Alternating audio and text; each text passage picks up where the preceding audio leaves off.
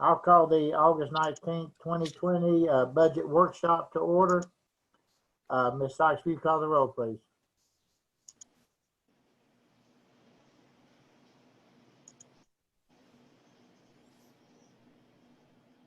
Is Audrey there?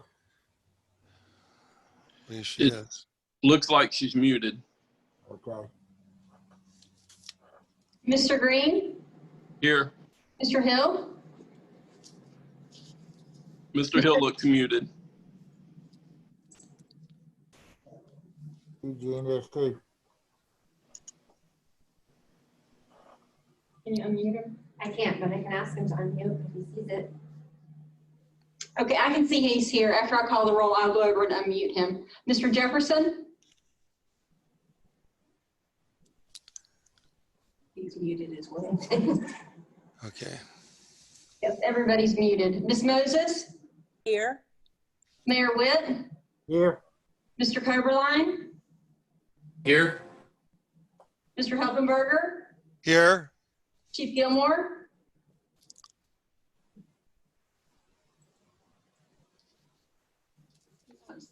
I haven't seen her. And I do not see Chief Gilmore or Chief Butler.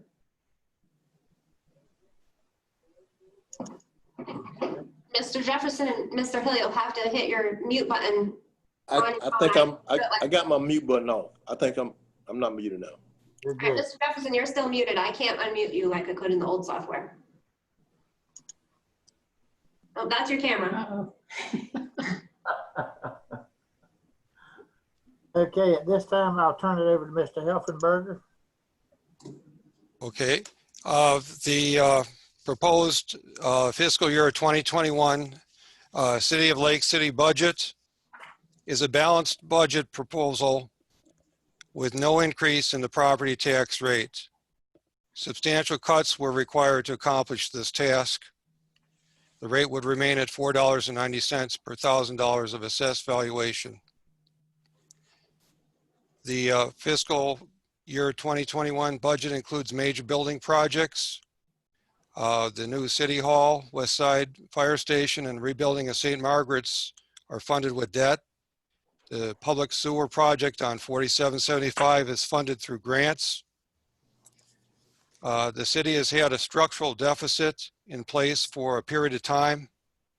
The city is addressing this problem with the fiscal year 2021 budget so that each fund is self-sufficient and not being subsidized by another city fund. In order to balance the general fund for the fiscal year 2021, the city partnered with Columbia County School District to transfer the after-hours program to the school district. The recreation department would be phased out through the city, but the city will still be maintaining facilities. There is interest in the school district potentially leasing or lease purchasing the 2 girls club buildings.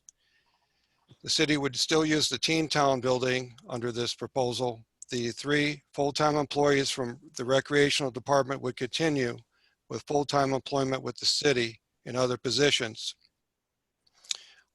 Jody would go to the, would maintain the grounds by the recreational department as well as assist with the City Hall and Public Works Department. Tara would do code enforcement with the growth management department, and Terry would transition to the community program manager. She would continue to coordinate events with the city, assist with the CRA, and help with marketing and economic development. If the budget is approved, these changes would be made permanent starting at the next budget on October 1st. The risk manager will be retiring at the end of May 2021, and that department will be rolled into the Human Resources Department without creating another position if this budget is approved. The health insurance will be going up 8%, and the city covers 75% of that health insurance cost. This budget also includes a 2% increase in wages for all employees of the city. The wage and benefits would be approximately $390,000. There are 2 new positions I'm looking at in this budget, an administrative assistant to the clerk's department. As we shift a lot of the agenda over to the clerk and a lot of other duties. and a SCADA systems analyst for the utility administration that would handle all the warning systems we have with the utilities would be tied together, and there would be efficiencies created that would lower the amount of staff hours it takes to monitor that equipment and maintain it. There are 3 transferred positions. Okay, so I mentioned all that, and what I would like to then is get into just an overview. We're looking at total revenue and expenses of $59,747,152. The top 2 funds, if you look at the water sewer fund and the gas fund, they are about together about 5 million more than the general fund.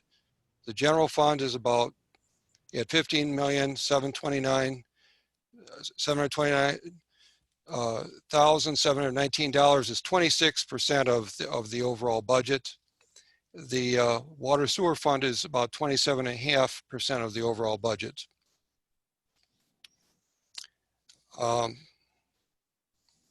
A large part of it then is that has the numbers go up is attributable to the water and sewer construction fund, which includes the rebuilding of St. Margaret's plant and the sewer improvements on 4775. And then under the sales tax bond, $4 million towards the new city hall and $1.7 million towards the West Side Fire Station.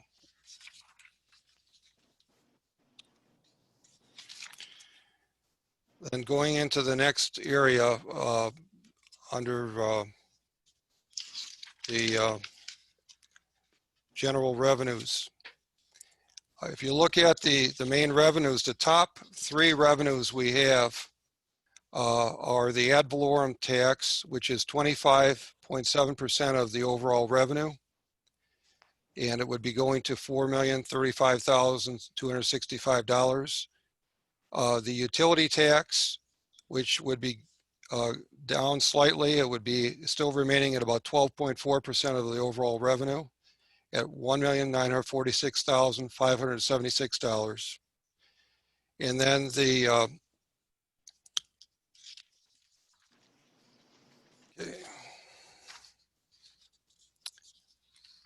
local option revenue on the next page is 19.6% of overall revenue at $3,083,181. One thing I would like to point out on that first page, under the state shared revenue, 3rd line, it says mobile home license tax. We had a little over 5,000 budgeted for the current budget. For the new budget, there's a mistake in there. It should be actually $5,000 budgeted for that and not $54,000. Which page are you on, Mr. Heffenberger? Page 1 under the general revenues. Does that change the bottom number, or that one number's wrong? That's one number that we can make sure the bottom line stays the same. Another notable thing is the local government half-cent sales tax decreased from the current budget of $1,074,055 to $831,789.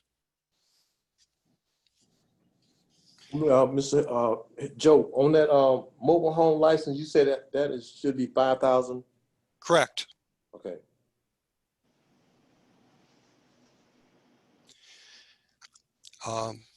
Another significant decrease was the franchise fees for electric, and on that same page, the second bold heading, that decreased from a little over 1.2 million down to $1,006,611. That's a significant drop.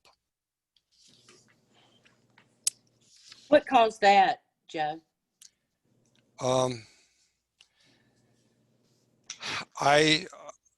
Well, obviously it'd have to be less usage. I don't know if how much of the COVID had to do with that. I think it had a lot to do with the half-cent sales tax decrease. Uh-huh. But it could have been if businesses were shut down or there were large users that, especially industry, if that would shut down, the school shutting down, all these other factors probably contributed to it during the COVID environment. Mhm. Which one was that? That's the franchise fees electric. Oh, I got it. Yeah, that's a significant drop. And by the way, Ms. Moses, that is correct. That is the reason that it has dropped. Uh-huh. So the revenues have been going down, and partly it's mostly due to COVID. Okay. Thank you. Okay. On the next page, obviously with the recreational department not doing the programs, that the revenue is going down from $121,000 to $2,190.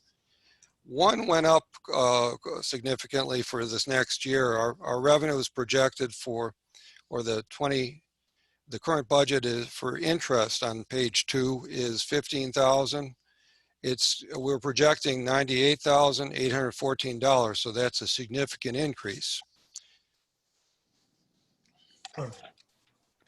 One other thing I wanted to point out on page 3, we've got other source of grants, that's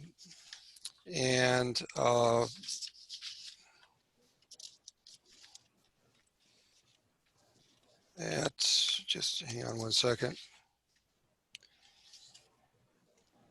That's Gwen Lake, Mr. Helfenberger. Sure. Okay. So that's basically it's a carry on from this budget into the next one. That was going to be my next question. I was going to ask for that for Gwen Lake. Sure.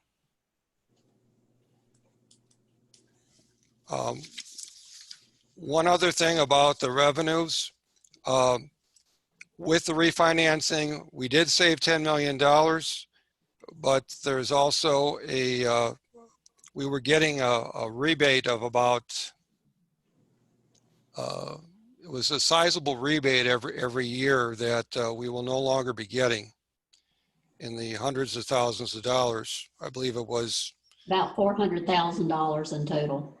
right. So that will not happen any longer going forward. I know we saved a lot of money, but we also affected the cash flow in the process.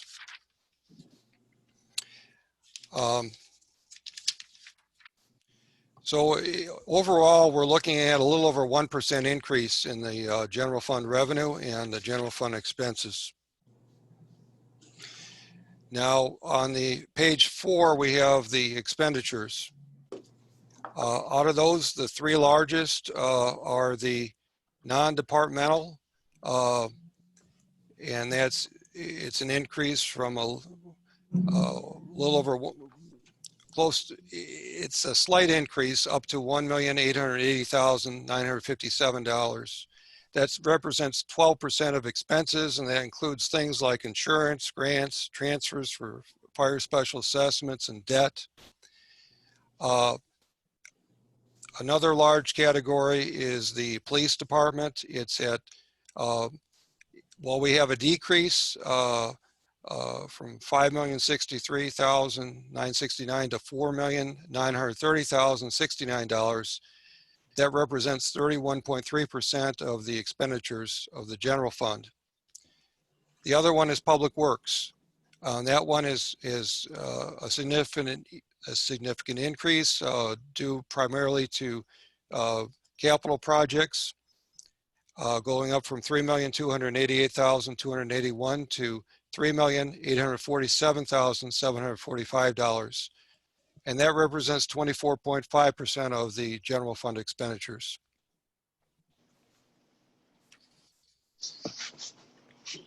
The increase is, okay, so any questions on that so far? No, sir. Nice. Yeah. Okay. Okay, then I would like to go through the individual accounts with the general fund, and then we'll be doing the airport. The others will happen tomorrow because that's the way the notices went out. We're looking at the city council. It has an increase from 243,830 to 263,354.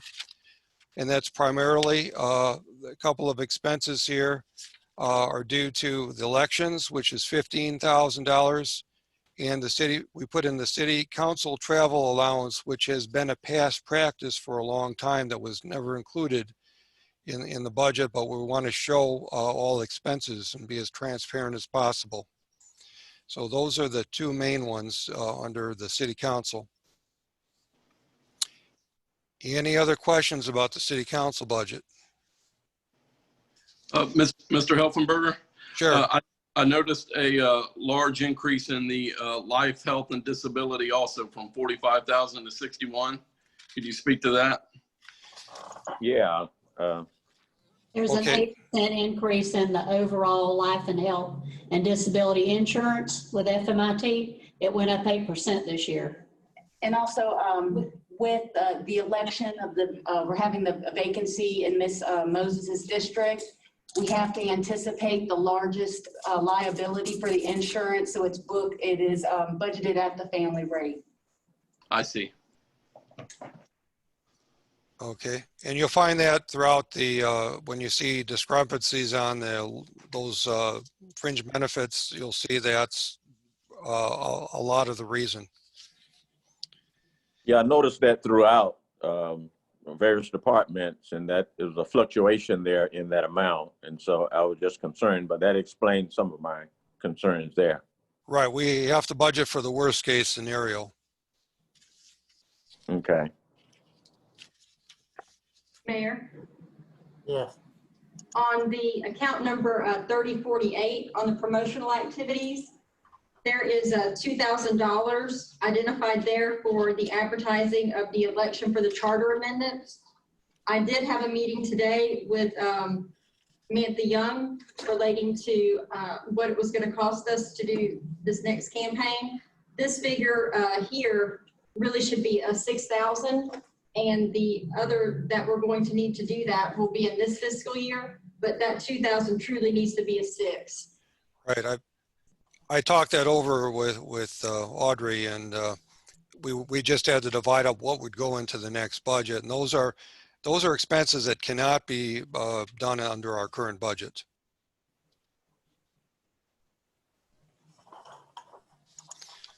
So under promotional activities, we're going from 2,000 to 6,000. Again, not a large difference. Any other? I do believe made all the difference in the world at the last election, so it definitely is beneficial. Yes. So the total we're looking to expend towards the election promotions is about 15,000, and that will be coming up at the next city council meeting.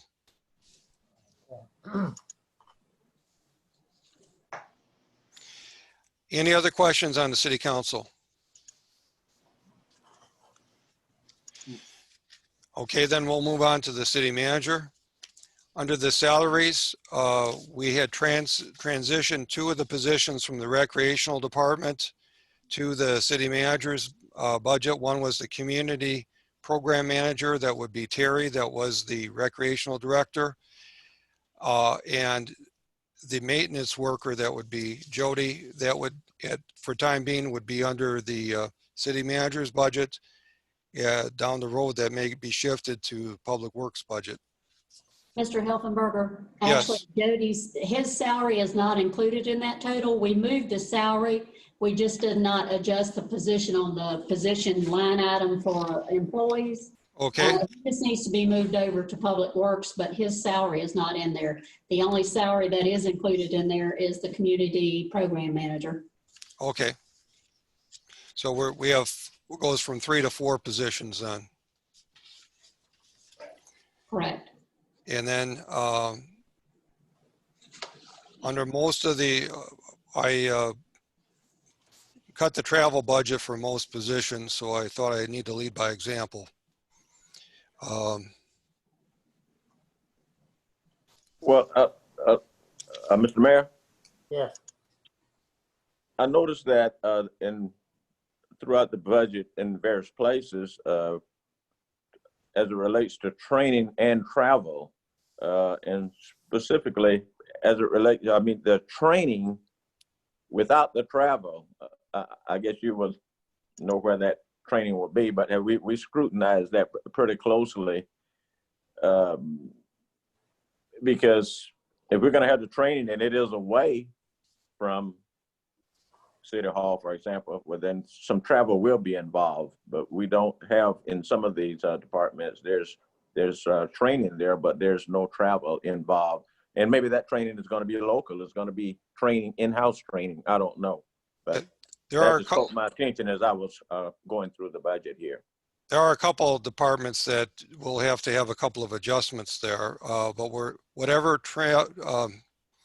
training we can get in-house, we're trying to move more towards that. For example, there are a significant amount of training can be done virtually, and with the COVID environment especially, we've had to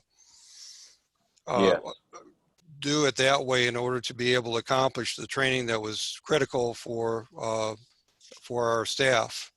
And we want to maximize the training, but we're trying to do it as cost effectively as possible. Okay, I understand. Any questions on the city manager budget? Okay, then the city clerk budget on page 12. We're looking at adding an entry-level position to the city clerk for an administrative assistant. And we're looking at shifting a number of duties to the clerk's department, including a lot of the agenda, although some of it will still remain with the city manager's budget. We're looking at an agenda module and trying to increase the organization of all the agendas we build for our meetings.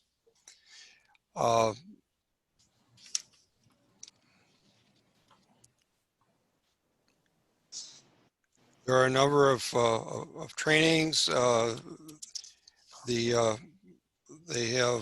keeping up with the records requests, which seem to steadily increase. I know, Audrey, is there anything further you'd like to say on that? I think you pretty well covered it. The increase in contractual was mainly due to, historically, we did a 50-50 split with the records retention that we keep at mini storage with the utility account. And we are not doing that 50-50 split anymore. We are showing 100% of those costs in the clerk's budget. So that's the reason for that increase. In the 41 account, under communication services, you briefly touched on that. The agenda module that we have had been historically in someone else's budget, but it is being moved to the clerk's office for handling, so that we will be paying that fee. So that's $4,600 there. 42 postage went up for annexations. Annexations are very costly to mail out, so that's why there was a slight increase there. In our 52 account, there is a duplicate that we can take that $1,200 out of there for the copier lease. It is also identified in 3044 where it probably should be. So we can take that $1,200 and reallocate that somewhere else out of 52. So 52 will go down by $1,200. Mr. Helfenberger? Yes. One thing I noticed going through the budget, obviously, many departments are using the copier lease, and it's probably, when we add it all up, it's tens of thousands of dollars. I'm sure that that's still the least expensive way to go, but I would just request, if you haven't reviewed that in a year or two, if we could review that, because I see that line item in a lot of areas. And it adds up to a significant sum of money, I think. Yes, we'll do that. And also the other thing we've been doing is trying to have a centralized copier on each floor instead of having instead of having multiple copiers or multiple printers. We've been going to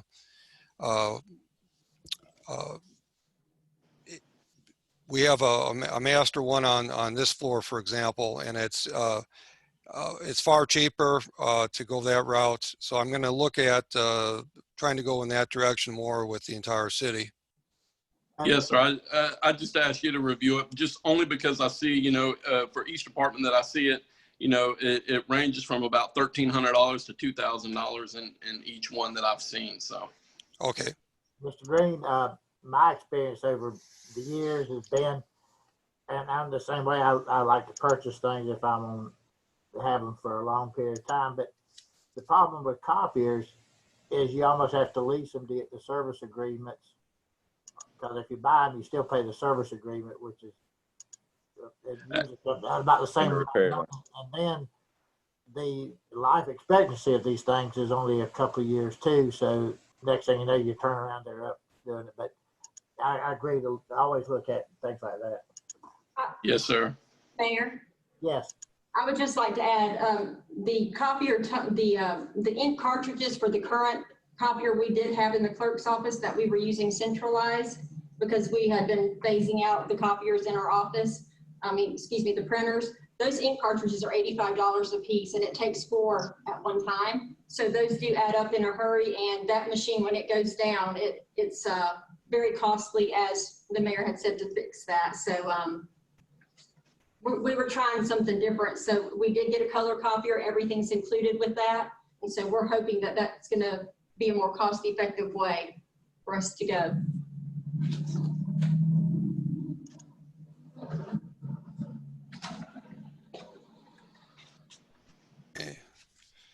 Okay.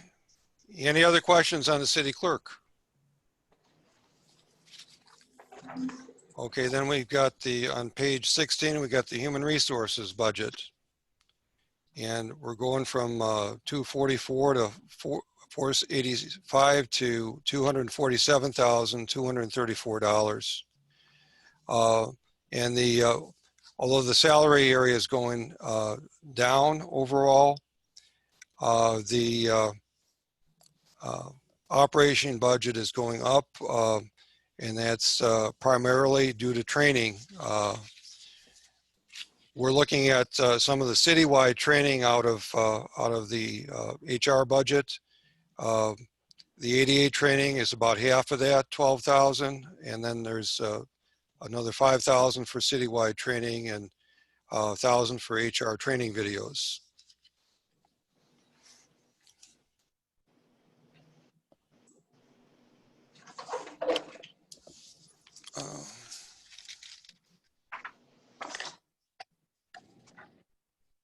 And the training's not just for HR, it's for. It's for the whole city. Right. Mr. Elfenberger? Yes, yes. Would it be possible to talk or have the HR director talk a little bit about the citywide training and what that is exactly? Absolutely. Michelle, do you want to cover that and any other item you'd like to emphasize? Yes, sir. Through the budget process, we determined there's a need for some citywide training, and it made logical sense for human resources to facilitate it. One of the items that's clear identified is the ADA compliance. This is where we're looking at providing training to the users to ensure compliance of documents that they're ADA compliant. Citywide training, there's kind of a battery of topics that we're looking for that we see that there's a need to move forward with. Such topics such as implicit bias, diversity, harassment, and then, with getting with the directors, depending on cost as well, other training availability for our employees. So that's what you see there is a mechanism for us to try to start building an annual citywide training on those topics that necessarily may not get hit. And then, just in other areas where you may see some significant changes, professional services. This is just based on the vacancies and the cost for pre-employment and our processes. Looking at our historical, what we've budgeted and have used over the last few years. This year, I did not have as many expenses. So based on what I know and have projected out, we were able to reduce some of those costs as well. Contractual services there. One of the items that you'll see that had a little bit of increase was through our flex savings cards, one of our benefits that we offer to employees through flex savings accounts. There's a monthly cost that has historically not been captured. It was in the budget, but it wasn't line item out. But I wanted to ensure that that was captured in there, and so that is in here as well. My $5 flip phone, so that's new. I think we need to talk about that. This is a flip phone. It works. It works really well.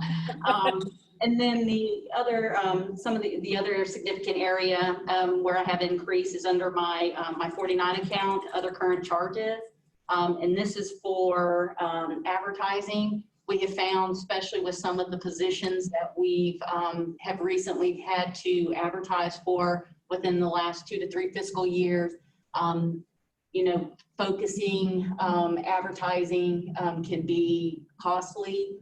So I wanted to look into avenues on and having money budgeted for us to be able to do that in those areas. And then the only other item where you'll see a little bit of change is under my from training.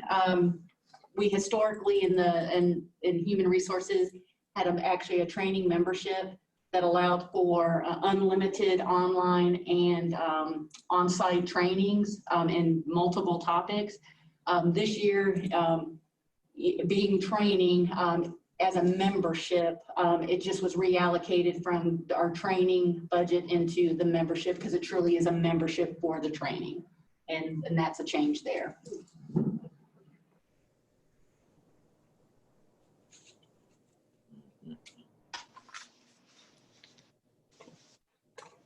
Okay, anything else? And we'll go on to legal. Legal and non-departmental on page 20. We're basically the insurance amount is not in there. I don't know, is there anything The reason the insurance is not there, that was Mr. Darby's insurance, health insurance premium right? that we no longer have. Yep. So we anticipate the legal services to be very similar as far as the cost. I think Fred might need to address that because after looking at the numbers again, it looks like it might be slightly higher. So Fred, could you address that, please? I show that as of, what would that be? Through July, it would be 119,716. If you take that average, it'd be 11,972 per month. So at the end of this year, I show that the general legal would be 143,660. I can address any other numbers. I don't factor in what goes to an outside third party. I don't know where that's factored in. I know it's not. Well, we put that in there in that amount, which is why after I looked at it again, it appeared to me it would be, if you're looking at just the averages for the year, it might be closer to 155 or 160 instead of 145 because that does include them. It includes what? It includes outside providers. cannot address it because individually, because we use an outside provider on specific issues. Also, I know that outside legal providers are used without my knowledge. I'm not saying that I need knowledge of it. And so I'm just saying I cannot address those and when they're used. Right. I just wanted to make sure on your side that you were good with the number. And so if that is the case, then what we're averaging right now, we don't know what kind of litigation would go on or anything like that, but it appears to be, we might be short slightly, maybe about $10,000.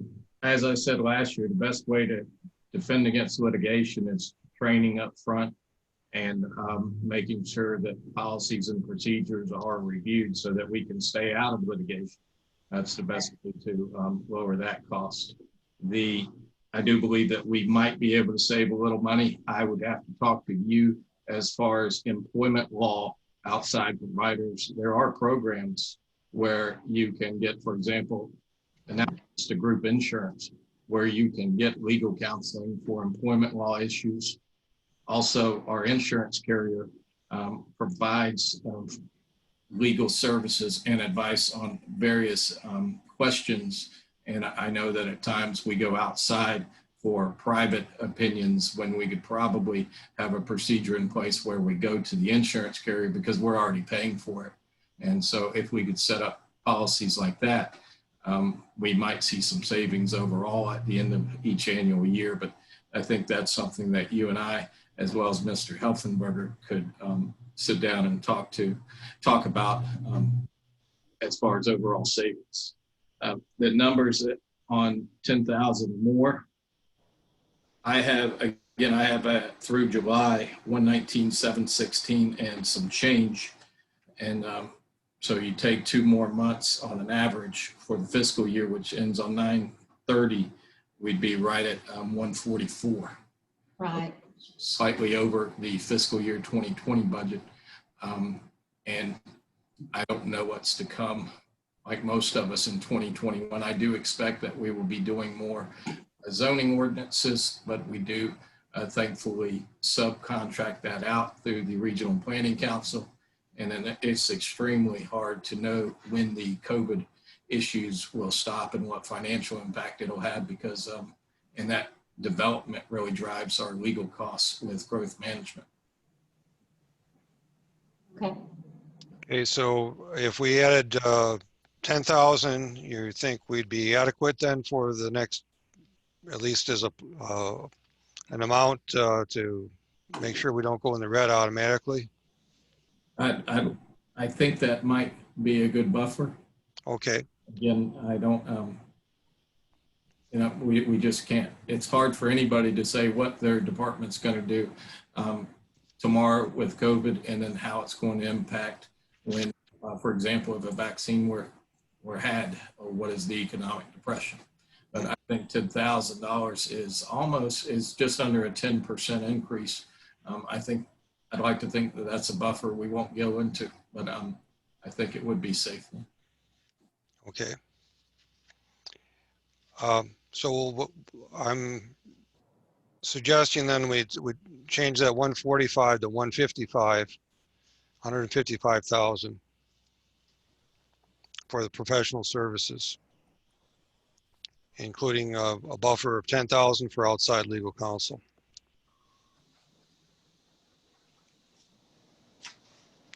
Okay, any other questions on that?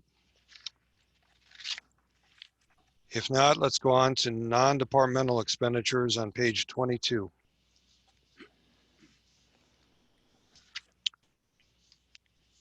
Okay, we've got the retirement contributions, 69,480. I can explain what that is. Sure. Since the rec department has, since we're moving all our employees, with the general pension, we don't have enough employees anymore for payroll when you're calculating the payroll. So we've had to go back and kind of reassess it. But since the amount that was normally we would have taken to the rec department, that's what we normally would have taken there. And since you can't really break that out by an employee, then I just put it over in the non-departmental so that we would recognize it. Okay. And then we have the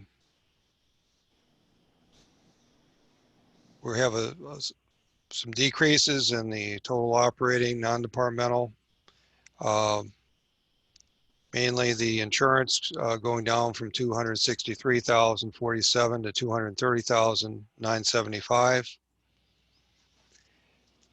We also have the grants and aid to private organizations going down from 618,744 to $525,004. And that had to do with the fact that we, last year had Mr. McCallum, the Greater Lake City CDC, all of that amount that we had pledged to him has been paid, so it's no longer in the budget.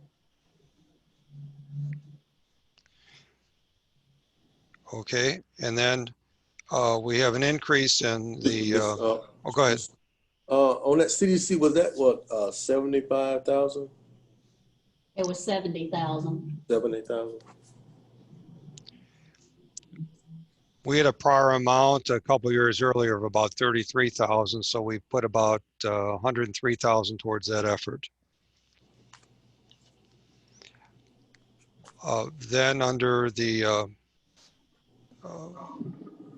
transfers to debt service, that's recognizing the increased debt service as a result of our borrowing for the City Hall and West Side Fire Station.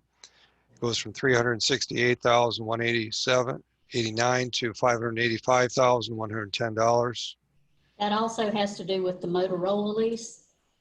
That's the debt on Motorola as well.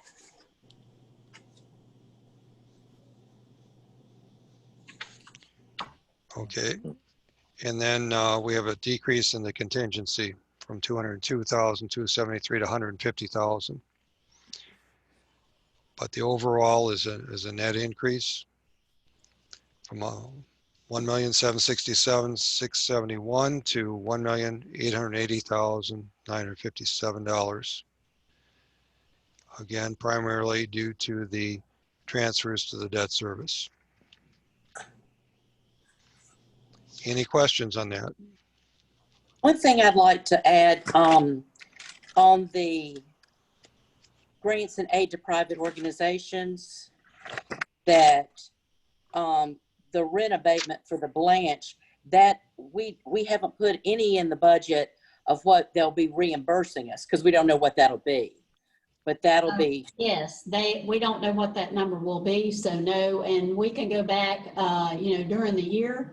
If we do receive substantial amounts, then we can go back and do a budget amendment to, add that later on if we need to. And one place we may want to put some is in contingency, since we're down to 150, which I know has always been right on the bubble of what we can hold on to, but maybe we can get that one up a little bit. You want to move it to $200,000, Mayor? No, I was thinking if we do get money from the Blanche, Oh, okay. All right. Maybe we could, get that back up a little bit. Yeah, that's where I would normally put it anyway. Yeah.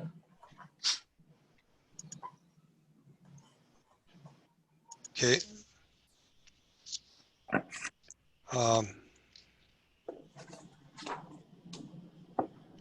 And then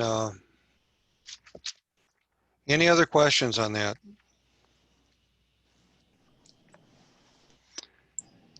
Okay, then we go into the finance department on page 24.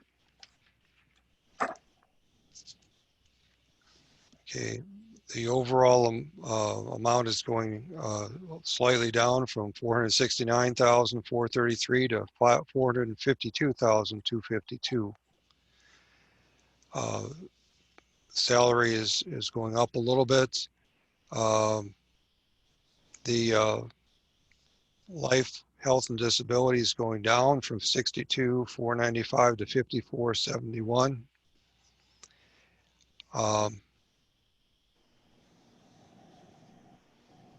The also other current charges, if you look at the That amount is going down from 7,800 to 3,800. And what that is for is that is for OPEB, which means it's other post-employment benefits, which primarily has to do with the study that we have to do every couple of years in order to do the calculation for that liability. And it's possible that that may be going up from the 3,800 even if we have to do the full-fledged report this year. So it might be as much as $7,000. But I think we can work that in with the contingency so that if it is over, then I think we can fix that. So I don't think we need to increase it. Okay. Any questions on finance? Then let's move into the Information Technology Department on page 27.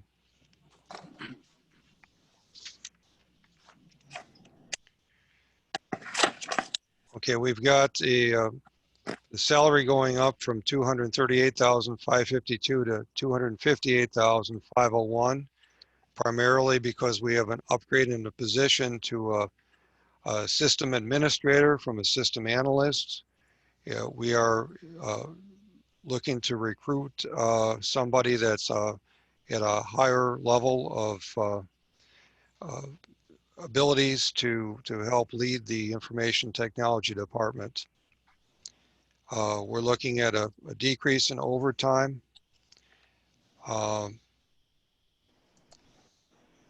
We have, and also in the life, health, and disability, we have an increase there because we're budgeting the maximum amount under family because we don't know when a system administrator would be hired, whether they'd be at the highest rate or some lower rates, especially for the health insurance.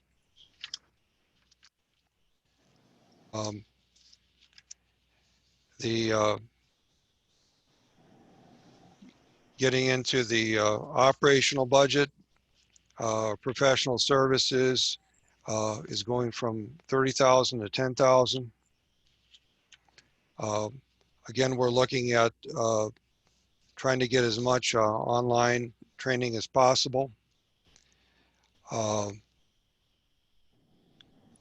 Communications is going down some.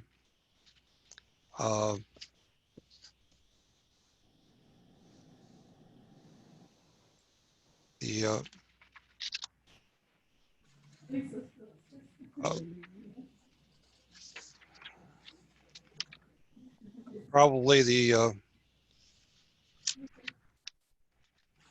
operating supply. The main item I'd like to draw to is the operating supplies. We're going from 61,000 to 127,942, and that's primarily we have computers at the end of their life. We're looking at replacing up to about 35 of them. And we have Microsoft Office licensing to make sure we're legal. We have not done that in the past. We're trying to be fully legal here as we go forward. So those couple items are the largest amount of the expenses you see there. And Mandy, are there some areas you'd like to highlight? I just want to point out that the office licenses are 53,790 of that increase. And there's a thing called application whitelisting in there. It's software that the insurance company is requiring us to have, and that's 15,000. Mr. Elfenberg, I have a couple of questions about the IT. Sure. A couple of concerns, actually. My first concern is in the 55 account for training, I'm seeing a reduction in the budget from 2,000 to 1,000. And it seems to me that when it comes to IT, that is not going to be enough for training, but I think we would fall behind pretty quick. I don't know if Mandy can speak to that, but I would be concerned that we're not budgeting enough for training. And that's going to come back to us when it comes to IT, because it changes so quickly. Is my assumption correct on that? The 2,000 that we did have budgeted was to attend the CJIS training each year. It's the police department, criminal justice. I don't know what it stands for, but it's something they always go to, and we were figuring we could just send one person instead of two this year. And since we're hiring, hopefully, a highly qualified systems administrator, that person can train the other staff a lot without having to have a cost for training. One of the other things that I notice, and one of the reasons I bring it up, is I see also on the operating expenses for rentals and leases, I see 2 vehicles for $15,000 for IT. And so I would question, and then another $1,000 for fuel. So, you know, you're at $16,000. Does IT need 2 vehicles? I would rather see that money spent in training, just me. Can you speak to that a little bit? 2 vehicle leases? We have 5 staff, so with only 2 vehicles, the other staff are using their personal vehicles to drive around. I use my personal vehicle mainly. So I don't know if there's liability there, but we do use the 2 vehicles every day. So if the director's using their personal vehicle, it would seem to me that the appropriate thing to do would be to pay mileage and on the vehicles. I don't know how long we have the leases for, but and I don't know how much you travel, so I could be way off base. But when I see $16,000 for vehicles and fuel, and I see $1,000 for training in IT, and I know what we just went through with ADA and what we went through with our the ransomware and being hacked, I have a concern that maybe we're not putting the money where it needs to go. I would think we would need to put the money into training and not so much into vehicles. That's just a personal thing for me. I don't know, Mr. Helfenberger, if you can speak to it. Okay. If we do not get enough in-house training, we will have to alter that. I can take a look at the leases there, as well as all the leases, and look at, you know, when we can look at how much they're used and whether it's the best way to spend the money or not, as far as we go forward. Now, if they have, one of these may have a ton of equipment in it, whether we kind of been looking at a case-by-case basis as far as whether you lease a vehicle or you buy a vehicle. And sometimes one of the ideas is that sometimes when you're done with the lease, you can buy the vehicle for very little money, and you have a good, still well-running vehicle that doesn't need a lot of repairs. So we're looking at that option to help fulfill some of the fleet needs. I can look into this further and see, you know, whether, you know, check out just how much mileage there are on these, and whether they're, you know, if you put a ton of miles on there and you can justify it, it's one thing. If you hardly ever use it, then it's not needed. So I will look at that further and come back and make a recommendation. Yeah, so it just seems to me that that's a way that we can increase the training budget, because I just think about what all IT is doing with Motorola and OnBase, and even as I look down through here with Barracuda and Dell and SQL and Windows Server and Amazon Cloud and GoDaddy, I see all this, and I'm thinking there's no way that IT can be proficient on $1,000 training budget. So I'm looking at where can they move their money around to increase that training budget. There's no way, I don't think that $1,000 is going to keep them proficient in everything that they're responsible for, but I could be off base. It's just a personal A lot of those things come with training when we buy them. My recommendation would be to put the money from the vehicles into the salary instead, because we are not competitive in the IT world, and that's why we're having a really hard time filling the position. I'm tracking. So, if Mr. Ellenberger, if you would look at the vehicle leases and see maybe where we're at. I don't know what my other council members think about that, but just a thought. Sure. We'll do that, and I'll come back with a recommendation.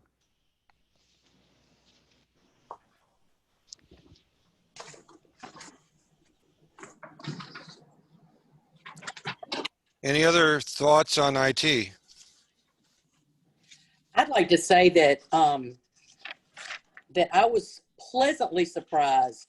I expected the IT budget to be a much bigger increase because of all that we've had and all the work that they've done to get us where we need to be. So I was pleasantly surprised, I'll have to say. Okay. Any other questions on IT? Okay, then we'll go to procurement. Mr. Helsenberger? Oh, go ahead. Sure. This is Karen. Those two vehicles that IT currently has are 5-year leases. They were approved in last year's budget. So they're for 5 years.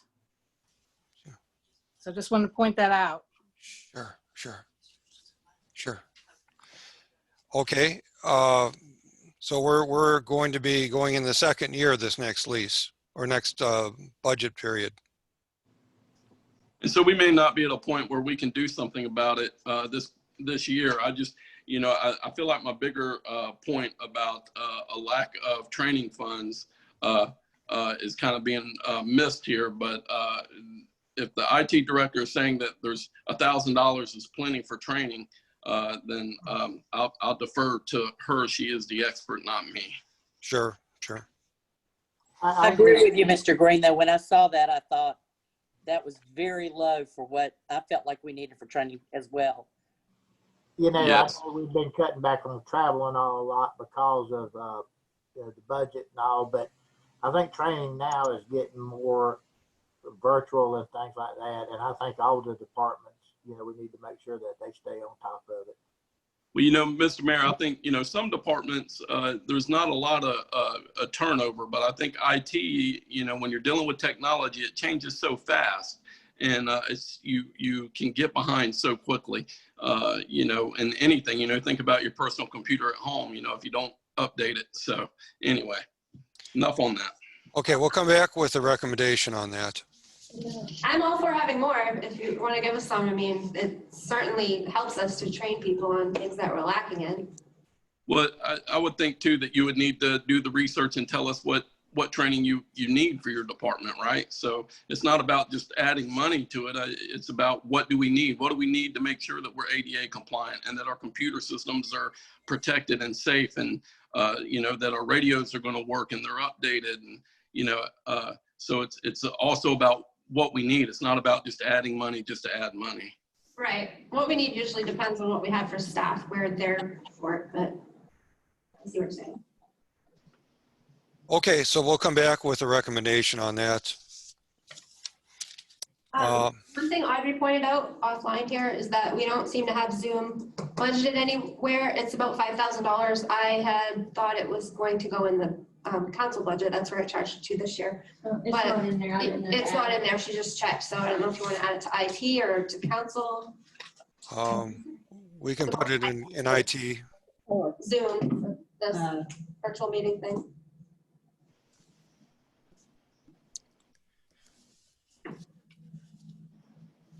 I like to have all of the technology stuff together because it's easier to look at it, and it gets lost otherwise if you divide it up. Right, so add it to IT. Yes. I do believe it should be in IT. It's Zoom is used citywide. It's just not for the city council. So I do think that would be a more appropriate place than the council budget, right? Sure. Okay, anything else on information technology?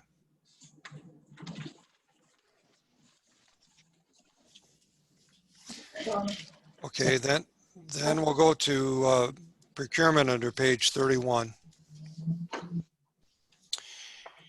And we've got the current budget is $254,279. We're looking at going to $259,766.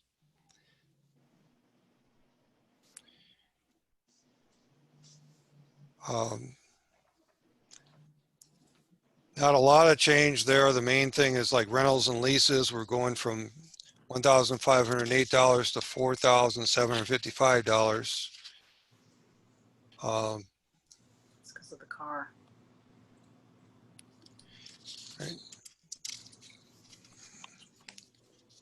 So there's a, The leases include our copiers, one at the warehouse and one in procurement. And they also include the half of the lease for the vehicle that's shared with safety risk. okay, 44.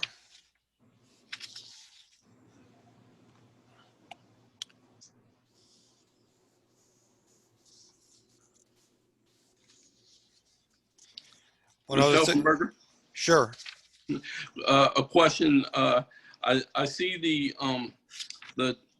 $10,000 increase in operating expenses for supplies, and it looks to me like it's the E-Procurement license for online bidding. Yes.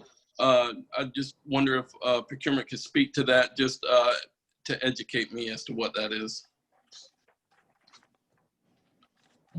Yes, sir. That is, we are looking into systems that can actually have bids submitted online, as well as RFPs. It registers our vendors as well.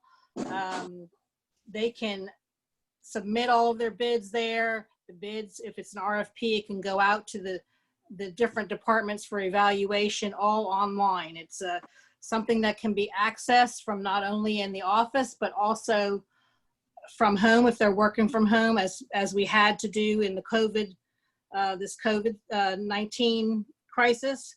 And so this allows us to be on board with and be able to accept bids online, as well as put them out.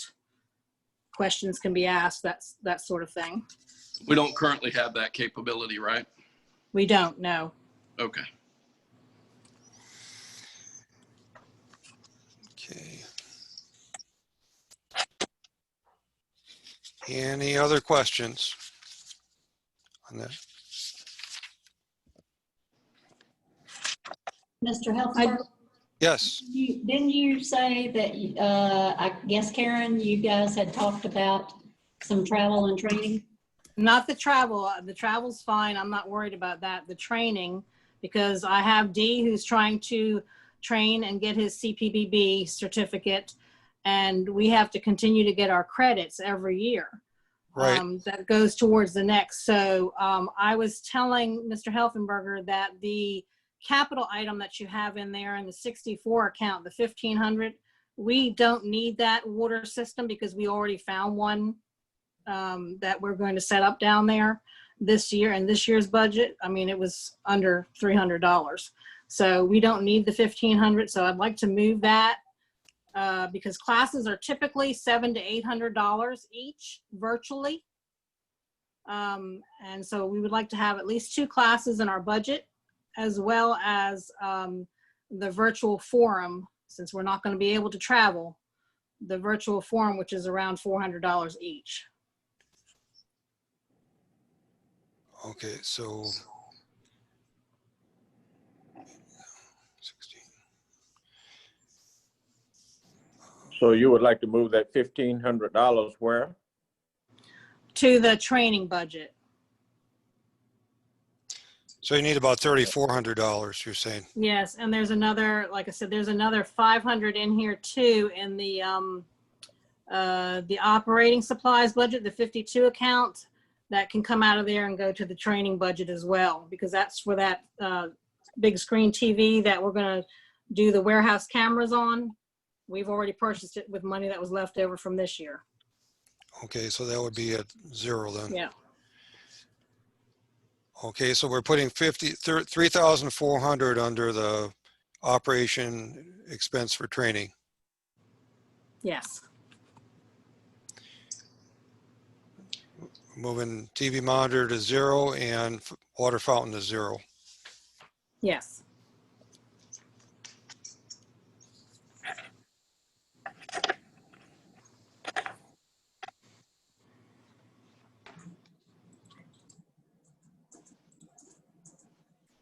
Any Any questions on any of that?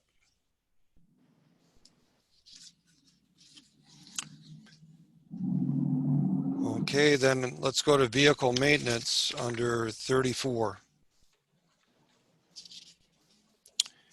Page 34, we have the amount for the fleet services going from $181,649 to $211,840.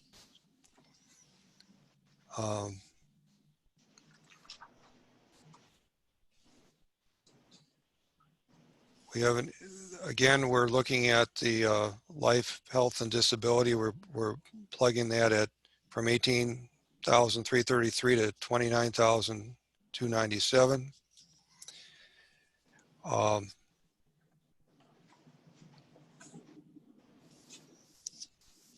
We're going up a little bit in operating supplies from 11,830 to 15,430.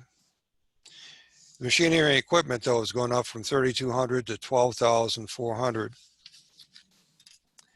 And that's going for, on page 35 at the bottom, a diagnostic system, hydraulic press, and a MIG welder.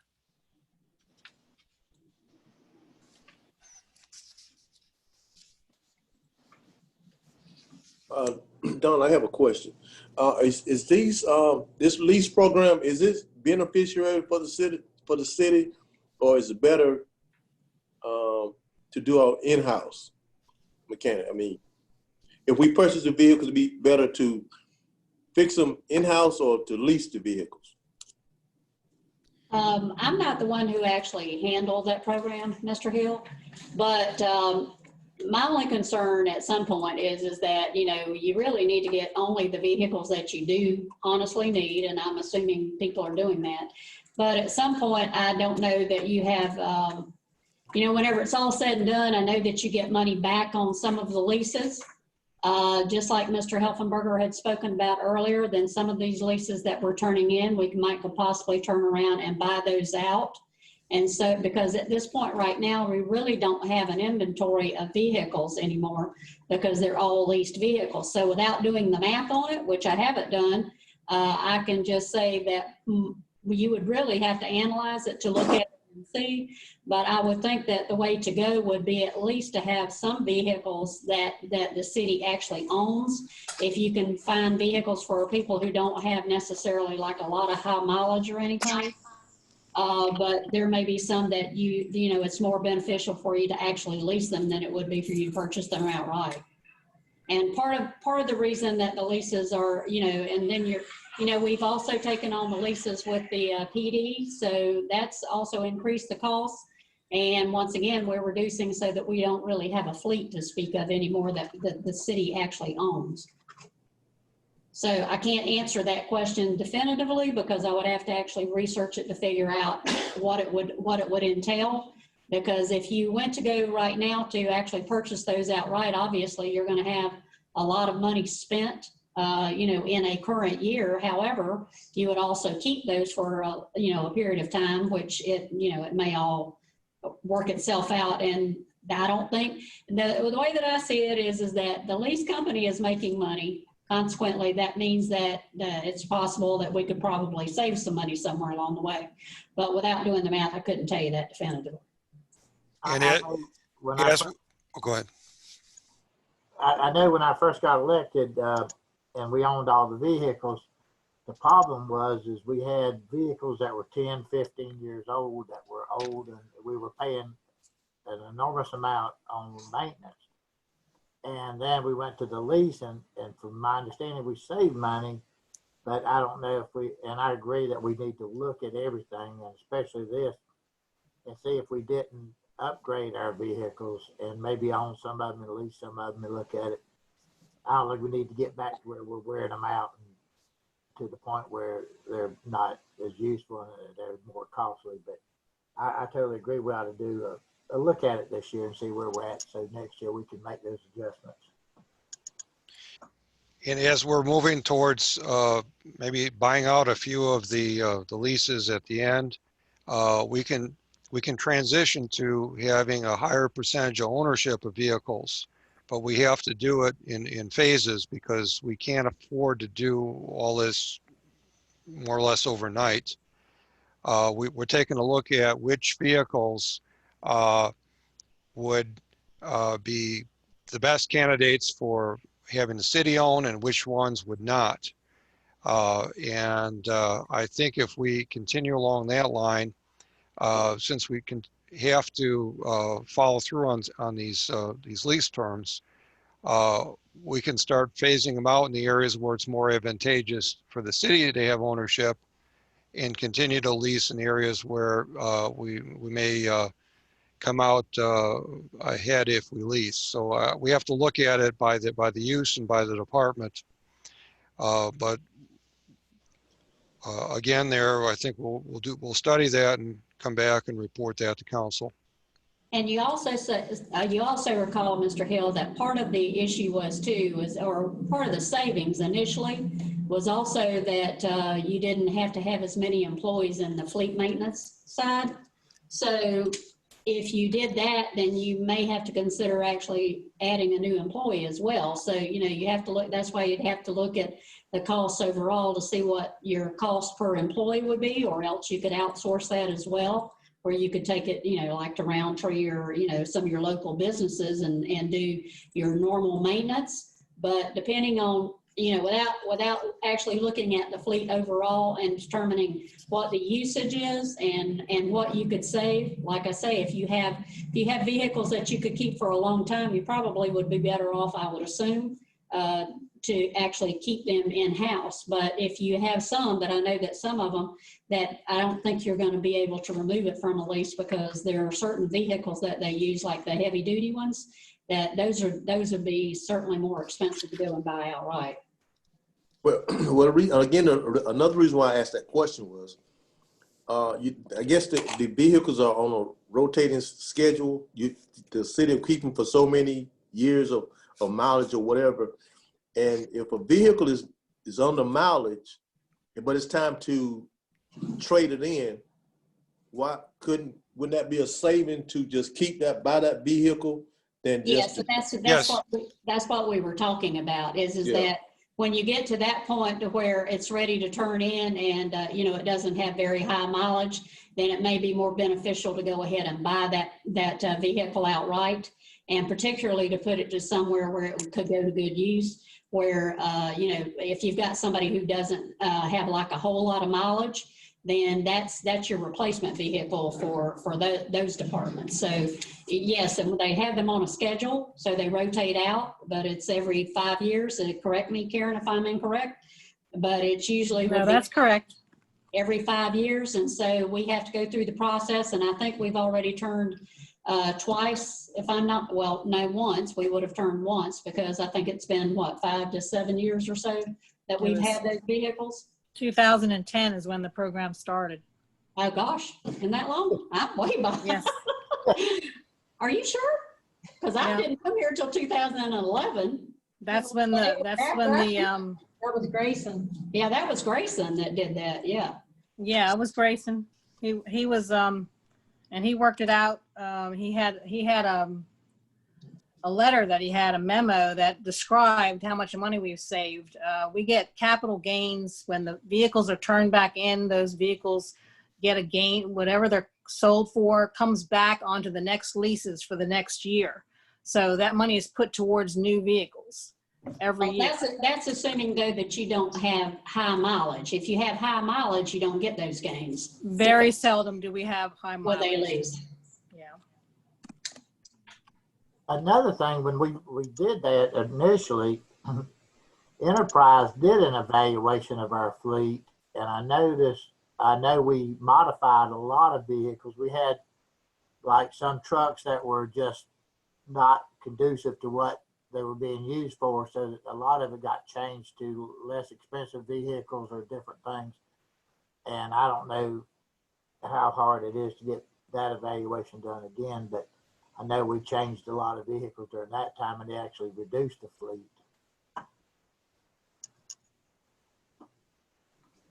I can contact Enterprise and see if they can do another fleet analysis for us.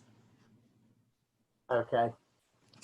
I just think the lease program is something that we really have to stay on top of and evaluate it real closely, especially if we're concerned or interested in buying back some of those vehicles from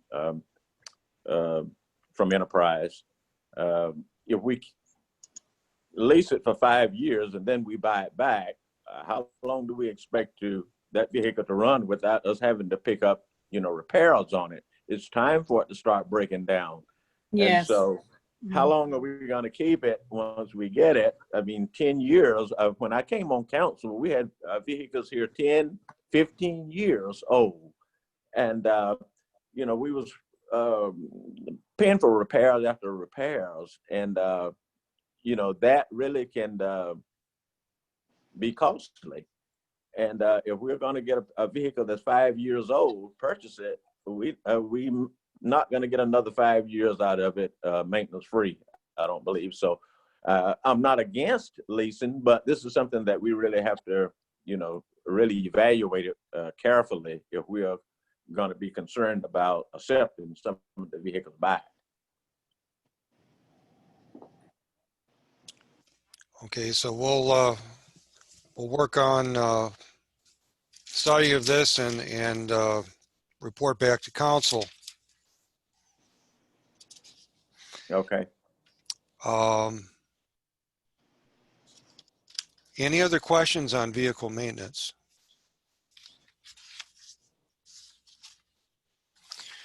Okay, then we go to general building on page 37.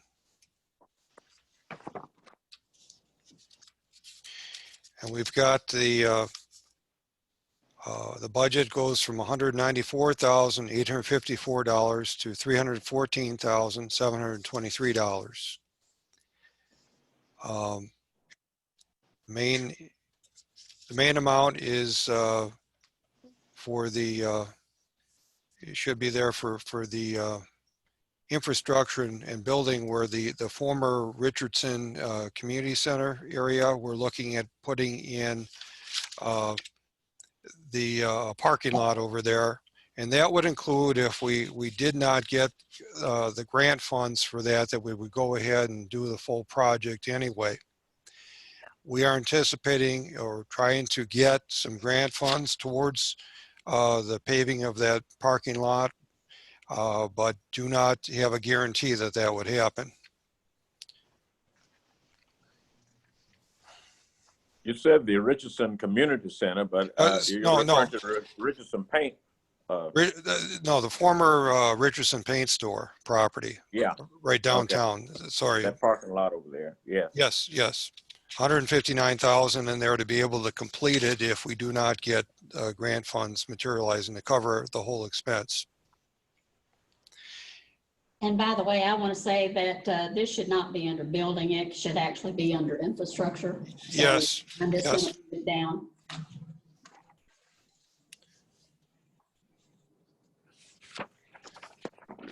Okay.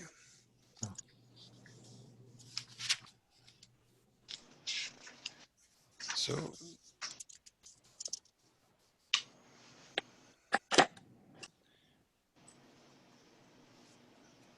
and then the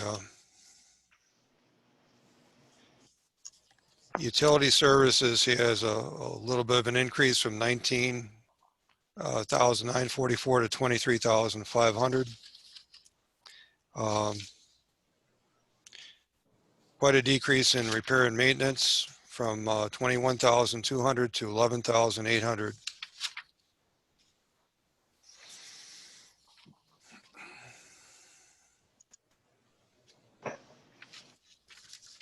What we're looking at is going forward with the new City Hall, trying to get that project going so that we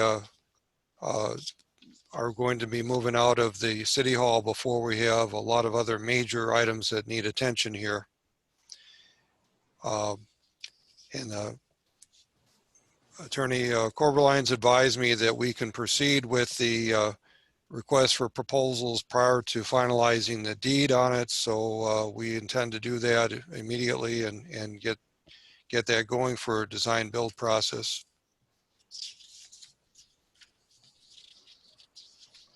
Mr. Helfenberger, how far do you think we would get into that project this coming fiscal year for the new city hall and new fire station? Depending Just on ballpark, I would think once the design is done, I think the construction would probably take under a year. And I'm looking at doing the tilt wall construction, which is cheaper and strong for both facilities.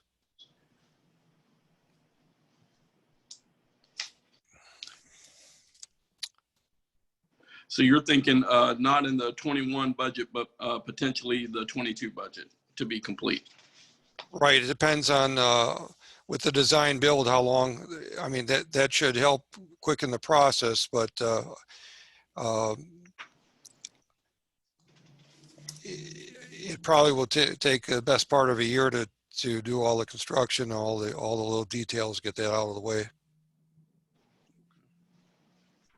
And then on the Richardson paint store parking lot, do you have a probability for getting a grant? Is it 50-50? Is it 0? Where are we at with that probability? Okay. It's, I'd say it's closer to 50-50 right now as far as getting a grant. In the event we don't get it though, do we want to just get the project completed, or do we want to wait and try to, you know, there's a point at which either we get the grant or we don't. If we get half the grant, I don't know exactly how much we would get from the grant, but I'm looking at it's going to be more in the ballpark of 50-50. Mr. Helfenberger, I wanted to mention that a lot of times if you put the amount of what it is that you're going to do, and for instance, you've got in here the parking lot for the 159. Right. A lot of times they won't, if you've already got it in your budget and it's counted for, then you can't get a grant on it. Now, that may not be the case with that particular grant. I don't know, but sometimes you have to consider that factor. Right. I mean, with that, if we're okay with having it delayed a little bit longer, I would take half the money out. So I would probably just budget 80,000 then. Joe, this is not a grant. That is not a grant from EPA or DEP. What they're doing is after we remove the fuel tank over there, they're going to punch holes in the ground. They're going to determine how much contamination. They will pay to cover that contamination area only. And right. Then we're making up the difference for the parking lot. This is not a grant. Okay, but Steve, does that cover everything outside of the area that they may pay for? The 159 covers the entire project, lighting, the light poles, the entrance ways, the striping, the bollards, and all that kind of stuff for protection between the parking lot and the hearing center. That figure you see. Okay, it covers the hearing center too. It covers everything to protect the hearing. If you notice, the hearing center property is adjacent to that parking lot, so we're putting a string of bollards down through there to help delineate the difference between the parking lot and the private property. Okay, so DEP will be willing to pay the former Richardson paint store property if they see that if they find contamination on it to where there's a threat. Yes. If yes. They order us to tear up the concrete pad that's there, they will pay to have the coverage put back, whatever they find. And if that contamination bleeds over into the property that we own, they will also pick up the tab on that. We just don't know until the drilling's done. But right now, like you said, half the property is the paint store, the other half is ours. So we're looking at approximate 50-50. At best. At best. Now, if it bleeds over into our property, then it's a positive on us. We might get 60 out of it, 60%. It just depends on how far the contamination spread. And they're paying if it's contaminated, so it doesn't matter if it's budgeted or not then. Correct on that section, yes. That wouldn't decrease. Us budgeting would not decrease the amount of money that they would pay. No, they have no knowledge what we're budgeting. What I did is I went to an engineering firm and asked them to give me an estimate, complete, T to green, on getting this project done in the event that the governor shuts the funding down because of this COVID. There was too many unknowns. So that's the figure you see in the budget. I see. So the 159 completely takes care of the parking lot, and then if there's any contamination, they would come in with that. Correct. We would be able to reduce the figure, and it's just a positive net to the city at the, yeah. Okay. So if we want to have it completed, we budget the full amount to make sure it gets done. Otherwise, you know, it makes no sense to do part of a project. I'm fine with budgeting the full amount. That makes sense. I am too. I think all or none. I don't like doing part of it and well, plus it cleans up downtown. It finishes the area around the Blanche, and that's what the intent was, with the new park being there, the Blanche parking lot being done, the Blanche being done. All of this comes together now as a nice area for people to park in. It's public parking for all, and we have a lot of events downtown that when you have them, you can't find enough parking. I would recommend keeping it in there, and if we have any savings, it could be put back into the general fund balance or contingency. I agree. I do too. I agree. Okay. Okay, so that's why I put the full amount in, because you can't do half a project. Okay. We're skipping over police till tomorrow because it's been noticed that way for the meeting agendas. And we're going to safety risk management on page 45. So we're looking at here, we have a bottom line of the current budget at 133,951. We're looking at a reduction to 115,244.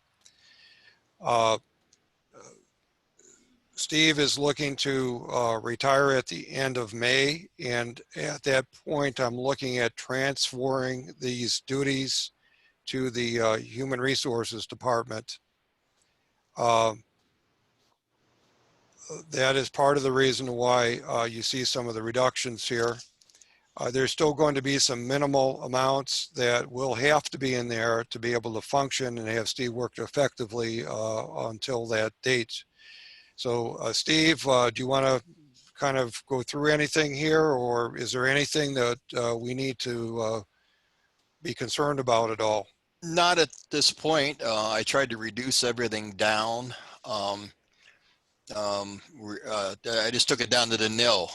I left I reduced the operating supplies down because I didn't get hit with as much. For some reason, they charge risk management for blood work whenever there's an accident rather than the respective departments paying for their blood work. So I didn't get hit so hard with it this year, so I reduced it down somewhat. And then, of course, me not being there, there's really no training and travel and all that. So, no, there's really nothing to go over in this budget. It's all cut and dry and ready for rocking and rolling May 31. Yeehaw. So, any questions from anybody? Okay, then the next budget would be Public Works on page 48. We're going from this year's budget of $3,288,281 to a proposal of $3,847,745. We have in there the additional employee that would be transferred from Recreation to Public Works should the budget be approved in its current format.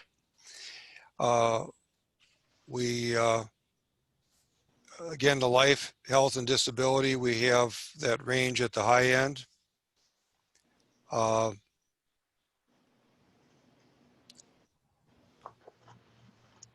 We have most of the costs in the operating budget are fairly close. We have a little bit of reduction in utilities and in repair and maintenance. But then if you if you concentrate on the capital budget, we got the infrastructure going from 269,000 to 834,000.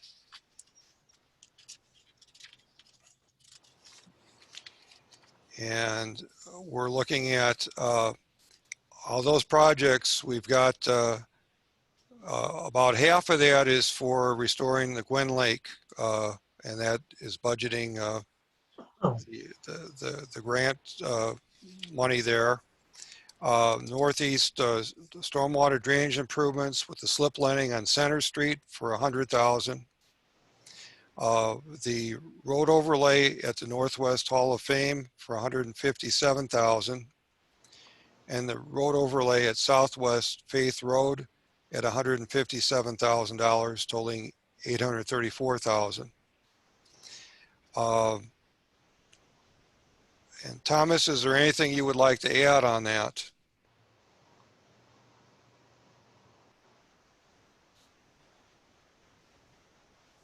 I think you're muted. What about now? There you go. There we Okay. go.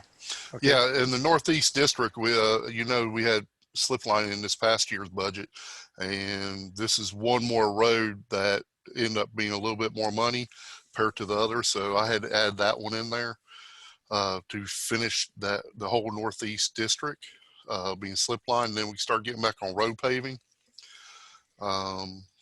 Hall of Fame and Faith Road, all y'all know that those are two real high traffic roads, especially with Publix on the other end of Faith Road, and all the doctor's offices and homes, that apartments at Hall of Fame. So those are really high traffic. We have a lot of potholes and a lot of issues in there, and I've been holding out as long as I could, but at this time, I mean, sooner or later we got to move forward on them. And Thomas, I'm getting complaints that Faith Road is very narrow. Would that be widened at all? Yes, sir. That's added. Okay. Yeah, it's going to be a foot on both sides. Okay. Anything you want to say on any of the other accounts or items? Only thing I have is just for updated reasons, the 64 account, the machinery and equipment, as you see, a lot of that says, school clock, traffic. I have them emphasizing traffic, traffic cabinets, clocks. All that is, DOT is upgrading the whole system throughout Columbia County. And we're having to try to, follow them in the IT world. We've already had meetings with IT department, Mandy, and Preston, and they've been very helpful. And we're trying to keep up. We're having constant meetings with FDOT of all the other upgrades, and I'm trying to have them pay for 99% of their upgrades, since we're just a maintaining agency for them. But these are costs that we're going to have to do to keep up with it. Mr. Elfenberger, I got a couple of questions for Public Work. Sure. So when I look at the position schedule at the back, I'm showing 32 positions last year and 32 positions next year. But we're adding one position, right? So would that be 33 and not 32? Correct. Yes, Right. it would. That needs to be updated. Yep. All right. So that's going to be 33 positions. Then the other thing, kind of along those same lines with positions, Mr. Henry, I see we budgeted for 2 inmate crews, but I know since COVID's kicked off, you maybe haven't had access to those. So my question is it appropriate to continue to budget for the inmate crews, or should we try to add personnel if we can't get the inmate crews for the same dollar figure? Yeah, I'm working on that right now with the state. Matter of fact, I'm trying to get reimbursed back from what we've had, because we haven't had inmate crews since March when this whole COVID stuff came out. So I'm trying to get reimbursement. I don't know if we're going to or not, but I have looked at that, and HR has gave me information on, employee salaries where I could adjust it and then come back at a later date. Hopefully sooner than later, because I'm waiting on information from the state saying if we will have them in October for the new budget coming in. But I'm honestly, my gut feeling, I'll be shocked if we get them. Is there anybody getting inmate crews right now? Only anybody's getting inmate crews, and I've already called Tallahassee. The county's called Tallahassee, complaining about it. The state is getting inmate crews that's doing their mowing up and down highways and all that. And I've even took pictures of it and sent it to the state, complaining about it. So I'm kicking and screaming. Weren't there some working on McFarland, Thomas? Did you? That wasn't our inmate crews. That was all the contractors, Anderson, Columbia, and the tree cutting, the power line crews, and all that. It looked like a small group of just not all of them, but it looked like a small group of inmates were working one day, but maybe it was just there. If I could ask you, when I saw this, in my ignorance, I thought that the inmate crews were a lot less expensive than that. I thought they were almost gratis, but obviously not. So that's 2 crews, Miss Moses. So how is that for a whole year? So one yes. crew would be $50,000 for the whole year. Yes, ma'am. And roughly. you would work, and they would work how much? Like how many weeks out of the year? They work every day. 4 10-hour days. Oh, okay. Every day, and wow. Throughout the whole year. That's what it costs. For the I think it's like 57,000 some odd dollars for one crew, because what you're doing is paying the salary for the guard, the correctional officer.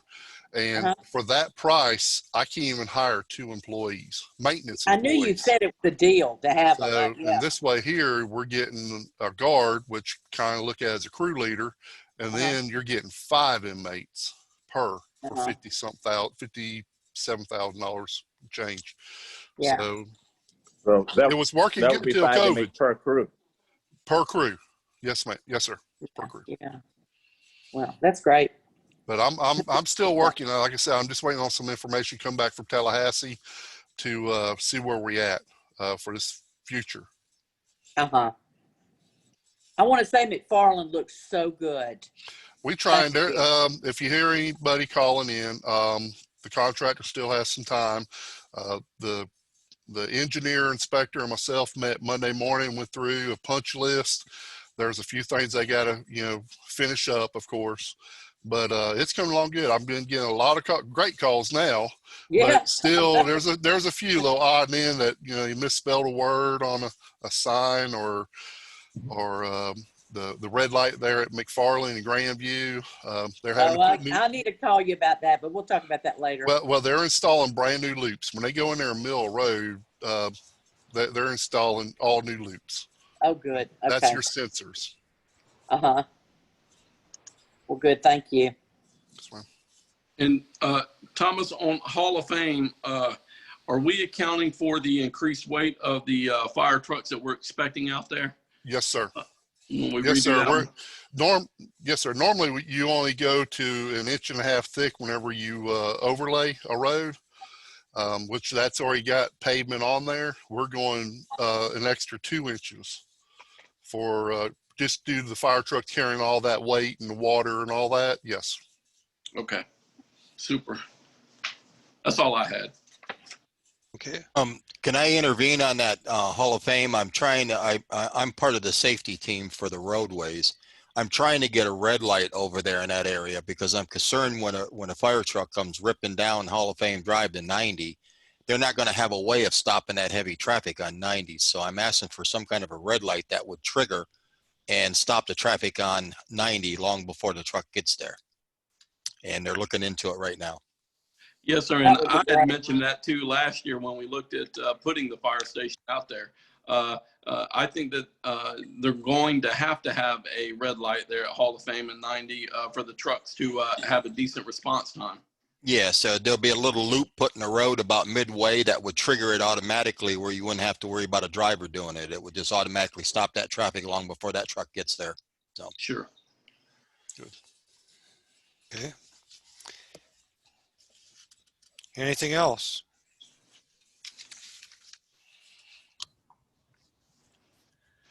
Okay, then we'll go to public assistance on page 52.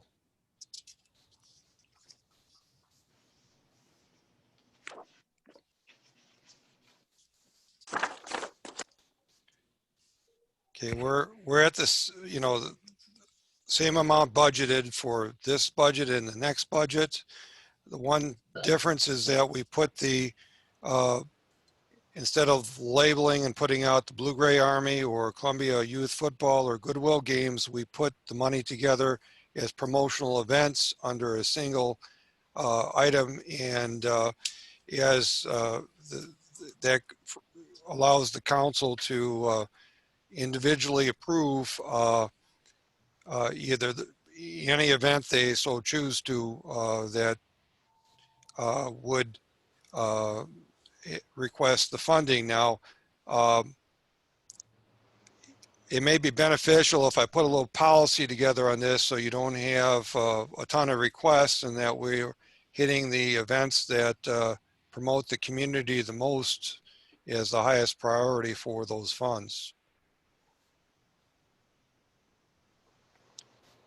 We're holding steady on the animal shelter and the senior services, no increase. Have they requested an increase, or they requested the same funding? They are fine with the same funding there. The one area that may come up down the road is we're looking at the potential dog park, and they may be coming back later on for something there, but at this point we do not know. We're helping them with technical help.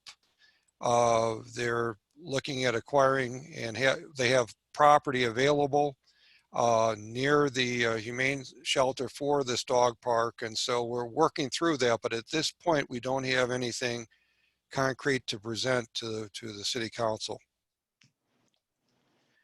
And Mr. Elfenberger, this may not be the appropriate time, but I would be remiss if I didn't ask the Historical Museum and the Blue-Gray Army, since they're in the budget here, how are the talks going concerning the monument with those two entities?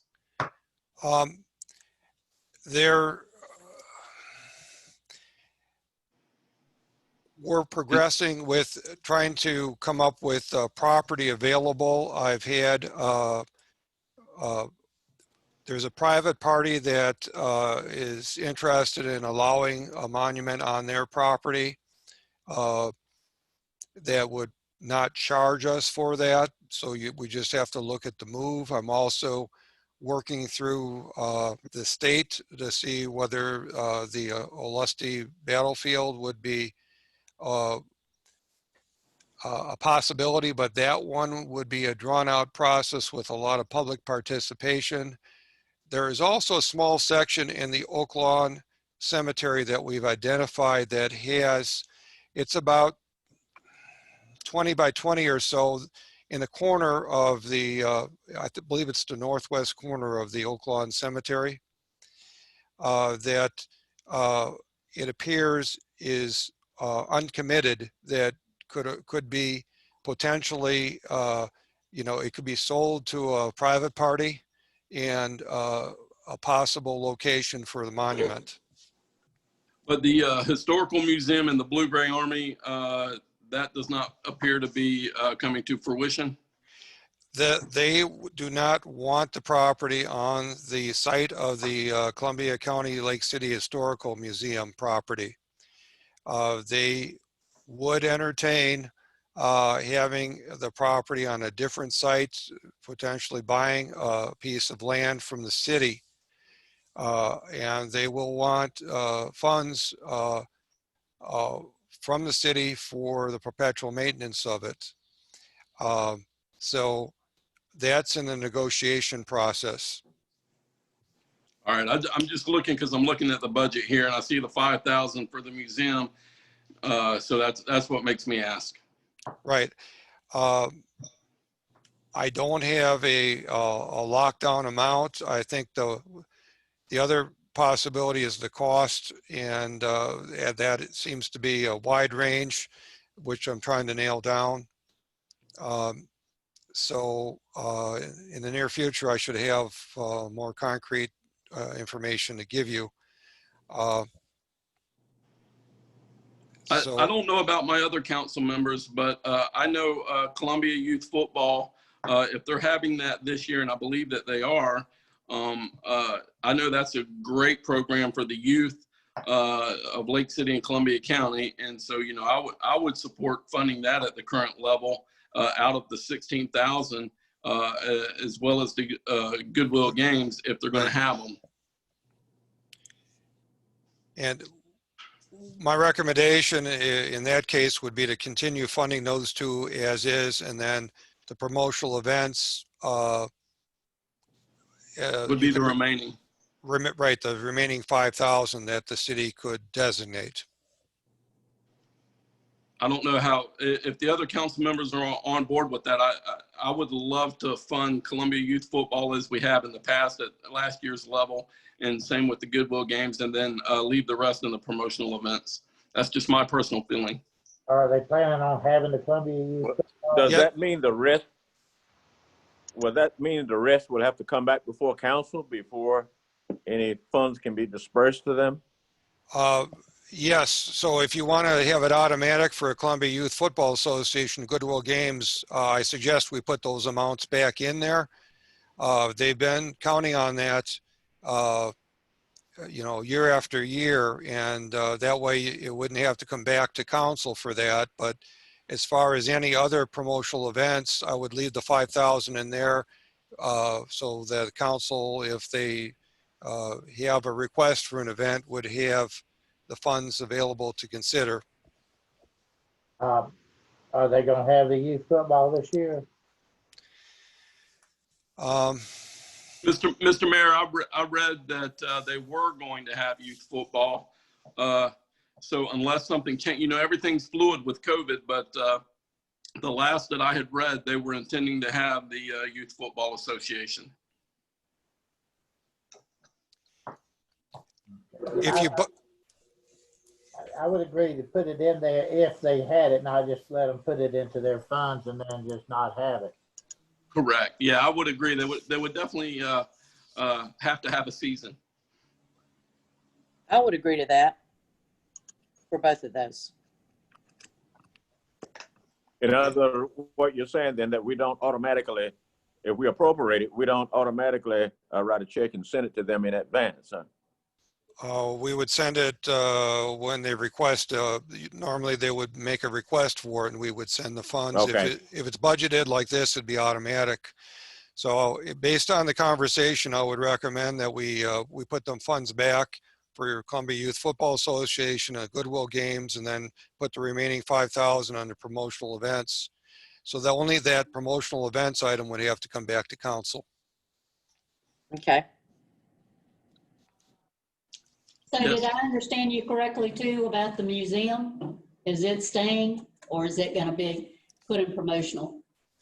I would leave the museum as it is. It's not, it is a museum that has a variety of, it does have one room on Alusty. It also has a room on African American history for the Lake City, Columbia County area. It has one on European influence. It has a variety of different historical things. It's not just any one area. It's the comprehensive history of the whole area. So from that standpoint, I think it makes sense to fund it because it's the only group that I'm aware that keeps track of the Lake City, Columbia County history and the kind of detail that they do have. I agree with funding the historical museum. Yes, so do I I. have no objection to that. I think the only change is when I look at the public assistance that I would make is that out of the 16,000 for promotional events, we just fund the youth football as we did last year and the Goodwill Games as we did last year, and leave everything else as it is. I agree. Okay.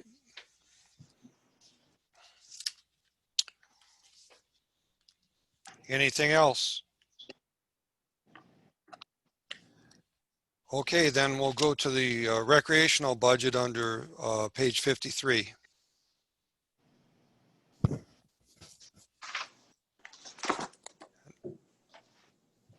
And what we're looking at doing here is the schools agreed to take on the after hours program and is looking at taking over the summer program.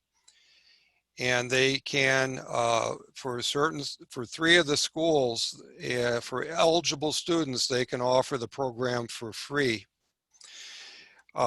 So they are working with us and are interested in potentially leasing or lease purchasing the 2 girls club buildings. Even with just the lease, they would assume the utility expenses and maintenance of that area. And so that would further reduce this budget. But because we don't have a formal lease yet, we have to show these costs until they would assume some of these costs. We still will have the costs if this is approved for Teen Town, which we would look for a lot of city meetings and rentals and the maintenance of the facilities in that area. So when we do this shift, what's left is the utility services, repairs and maintenance. And so that amounts to $86,690.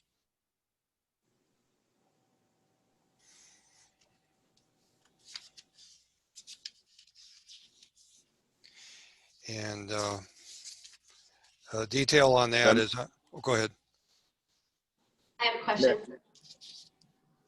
Now, as a result of being leased out to the school system, any of the services that we are providing now, will any of that be left out or diminished, to your knowledge? The after hours in the summer program, they should be able to handle. They get a lot more grant funds that would also incorporate, I believe they can offer tutoring to students as part of the after hours. They will also be able to offer in some of the schools 3 hot meals a day. There are a number of other things that the school system can coordinate there, that they have the ability to get a lot more grant funding than we can get to help with the programming. And this will be done up through 6th grade, and all these teachers are, you know, they're volunteering to be involved. These are, they're very committed to provide quality service to our residents. Mr. Helfenberger? Yes. I noticed on the rentals and leases, I see the $14,070 from last year. I'm assuming that is the vehicles and buses that we were using. I see that's been zeroed out. Were we able to get rid of those vehicles? We would redirect those vehicles then. One of them is a van that would, the police department is looking for a van we could transfer there. And another one is a truck that we could use in another department that has requested that, so we would have less cost on the lease costs. There are 2 older buses that the school district had donated to the city. They have been a lot of breakdowns and repairs on them, and that's why we went to the van. So we would ask that those be surplused and then sold. I see. Super. I have a question. This is Mandy. Sure.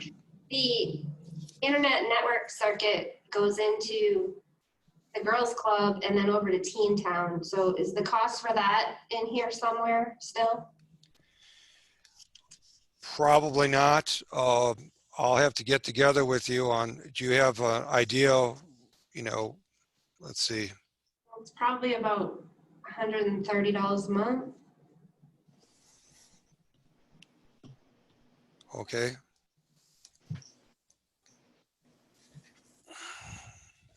And that would just provide internet to Teen Town then? Yeah, internet is how the network gets over there, so it's network really. Well, would we need the network, or would the school board pick up that? Are we if keeping, they want to move it. are we keeping the Teen Town building or getting rid of that too? We would keep the Teen Town building. Yeah, so we would need it for that. We just have to move it over. I see. So you're looking at $1,560.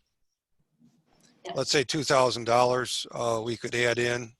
Yeah, that makes sense because there might be a little bit of cost moving it over. Okay, so we could put that okay.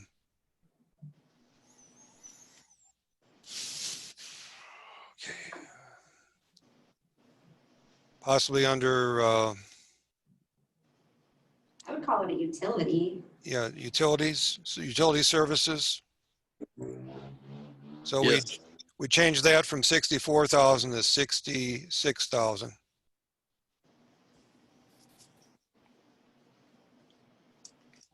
Already done in my book. That was easy. Okay. Any other questions on that?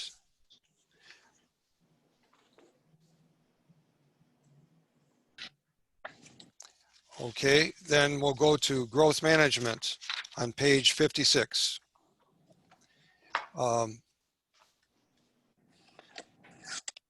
We have a salary reduction from 255.52 to 237.383, and that's going away from a building inspector to a building inspector internship because we have not been successful in recruiting a building inspector, and the county hasn't either. So we're going to look to see if an internship is possible there. We also have gone to virtual inspections, which has freed up some of the time for our building inspector, growth management director. And generally I get a lot of favorable comments about the virtual inspections because it's a whole lot more convenient for the contractors. It takes a lot less time. We avoid all the travel time. And so we would look to continue to do that even beyond COVID. We have professional services going up from 60,000 to 85,000. We're looking at budgeting 10,000 for demolishing unsafe structures and lawn maintenance, 20,000 for legal fees for foreclosures, and the 25,000 for North Central Florida Planning Council, 30,000 for survey services too, because we anticipate with a number of annexation proposals that we are going to need some survey services. If you recall, when we did the Alligator Lake, that probably would have taken that whole amount, but we do not anticipate to have surveys of that complication as we go through this next budget. Code enforcement special magistrate, 18,000. We have a separate city attorney. We've budgeted 5,000 in case we have need there because we're required to use a separate attorney for this service. Actually,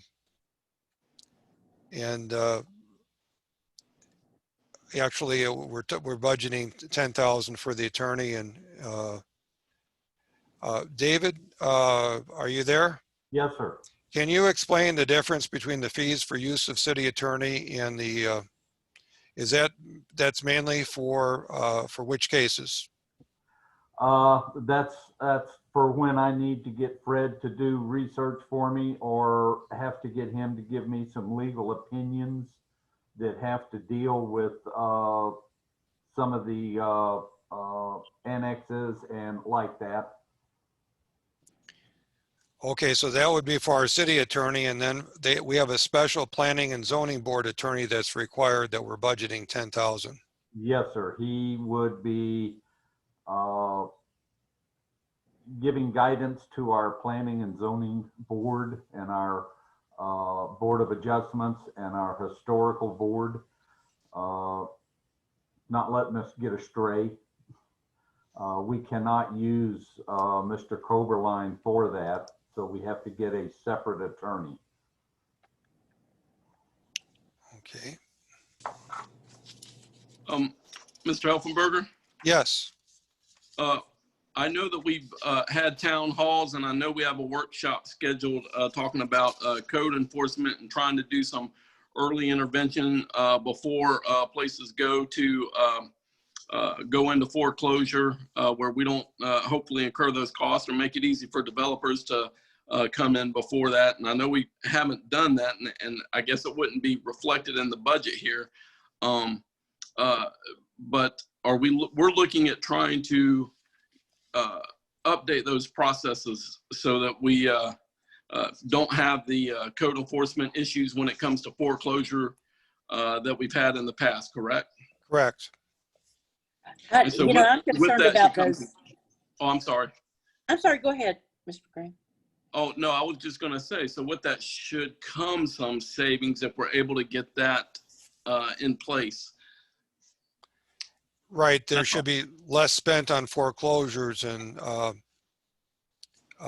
more on some of the other steps to get there. My concern is the fines. When we, several times in the past year, we've had people come in and want us to, waive their fines, which are $50,000 on a $5,000 piece of land. I mean, that just doesn't make sense. I mean, right. I'd like to know how many of those fines have we got lingering out there, that are just exorbitant.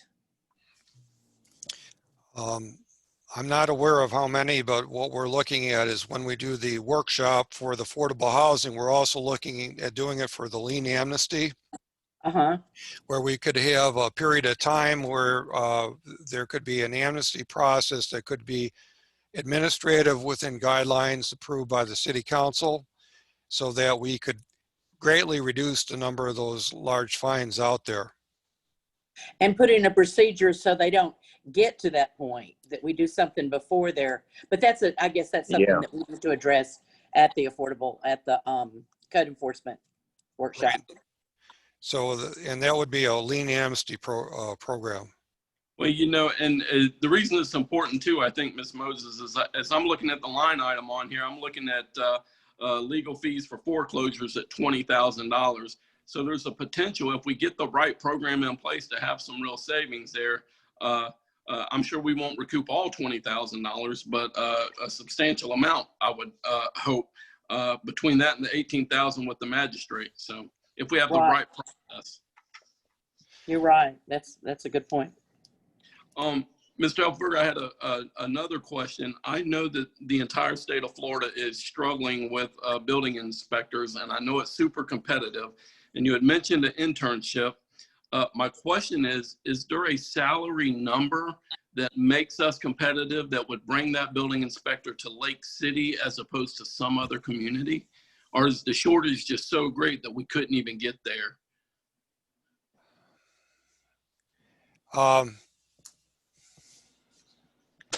You're going to look at another $25,000 onto the salary to get what I've had in other communities to get a position. And if you go out to service vending, there's a number of services out there that offer this, but they're usually about double what it is to hire somebody.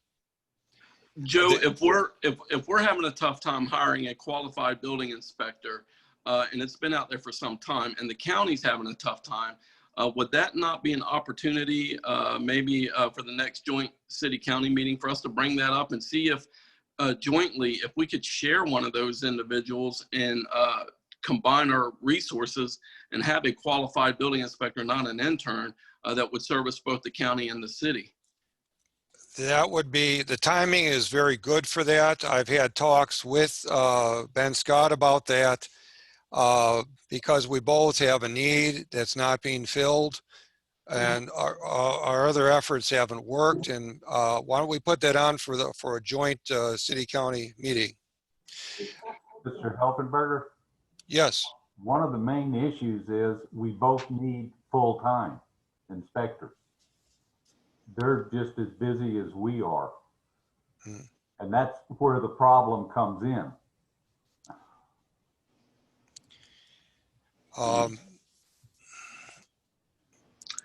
I realize that right now we've been trying to get by with only one inspector, and so is the county.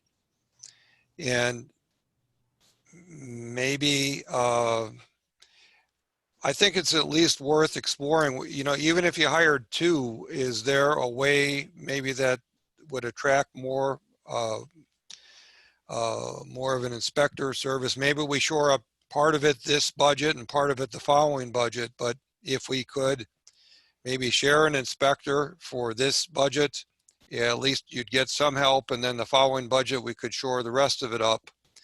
I know it's a statewide problem, but I would sure like to have a qualified, fully qualified building inspector as opposed to an intern from the get-go. It's just so much liability with that. If we could make that happen in any way, shape, or form. Well, Mr.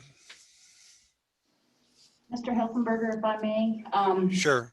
With working with Mr. Young with the internship program, there are specific guidelines that an individual has to, certifications that they have to meet in order to be eligible for the internship. Yes. The council has addressed the salary. I think it was this fiscal year, we addressed the salary issue with our building inspector. The problem, you know, salary is an issue, but some of the issue as well is the requirements were just, the candidates are just not out there. And so this is another avenue that allows Mr. Young the ability to train through OJT, as well as having somebody with specific certifications to come in to work underneath him in a 4-year plan to get them to be a fully certified building inspector.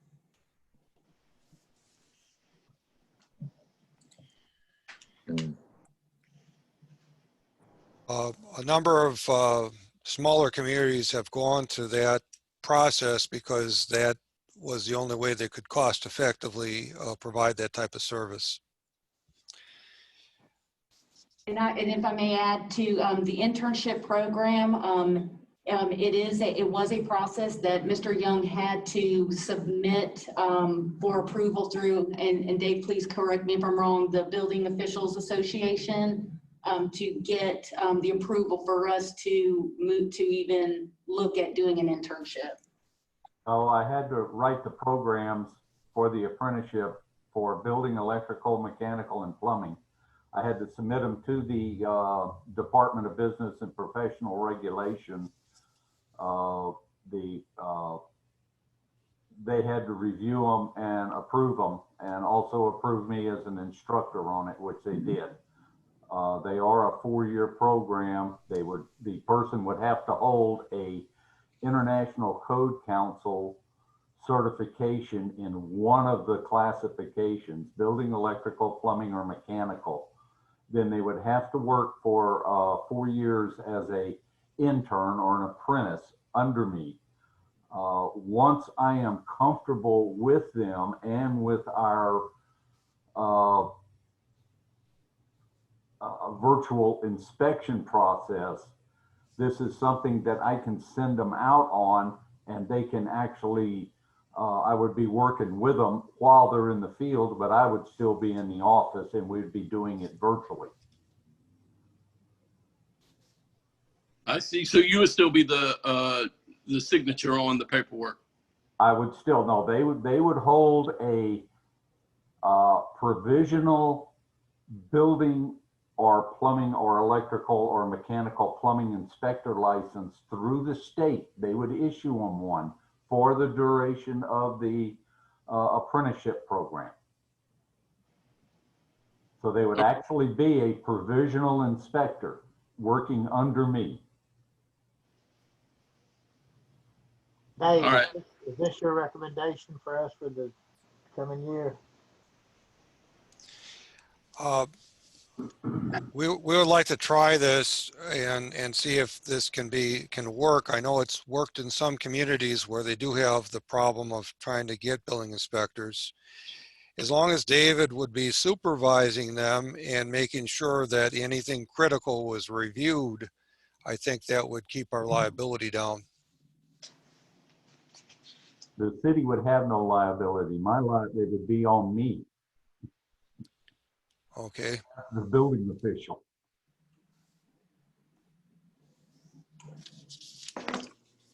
Okay, that, I was just trying to see if there was another way to try to get that, but it sounds like Mr. Young's done a lot of research and is ready to go on the apprenticeship. So I'm on board with that. I hope that it works out for us. I know every community in the state is struggling with that same issue. And to let you know, I've had about 15 communities ask me to send them the programs I wrote up for the apprenticeship so they could start it.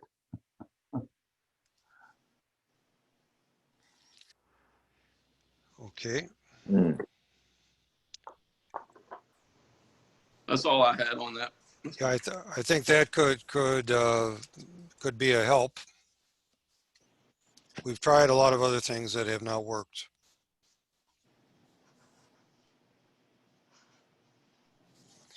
Any other questions on growth management? Okay, then we'll go to the Community Redevelopment Agency.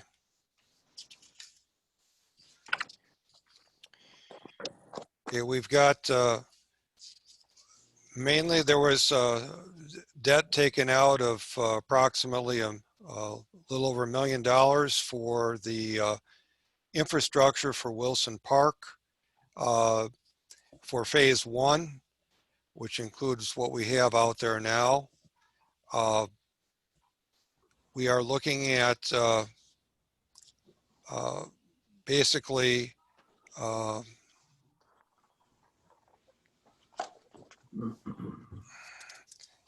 money available for infrastructure in this coming budget for this area of $242,792.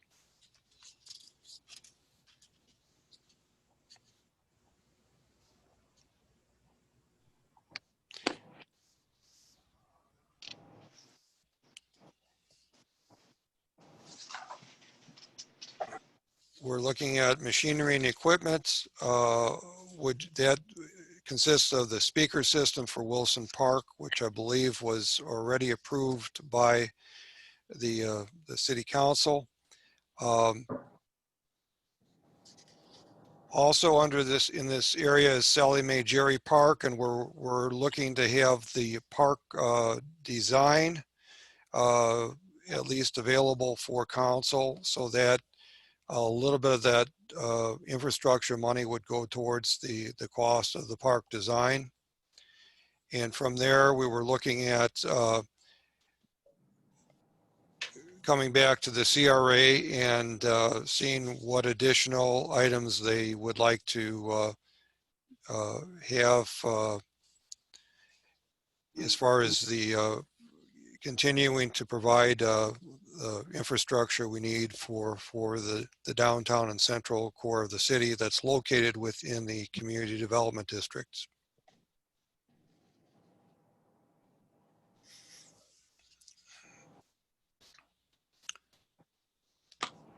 So any questions on this area? One quick question for tax abatement for Ronsonet Buick. Refresh my memory, how many years were we doing that? Do you remember? Was it 5? I believe it was 5. Donna, correct me if I'm wrong, but I believe it was 5 years. Yes, I think it's 5 and we've paid 2. We paid 2. Okay, super. And Mr. Helfenberger, we had spoken about earlier, there's not really a whole lot of money left in the carry forward, but whatever the balance is in carry forward, I can also put that in there on the revenue side and offset it with the infrastructure if need be. Sure. I think it's around $200,000. I have to go back and look at the prior year financial statements, but I think that would add another couple $100,000 to the budget in case there was any other project that anybody wanted to undertake. Okay, you get the most bang for your buck by putting in infrastructure. So I think we definitely would get that park design finished for the Sally Mae Jerry Park, and then whatever else the council would like to have, we can when we hold the next CRA meeting, we can lay out some plans as to proceeding with any other improvements in this district.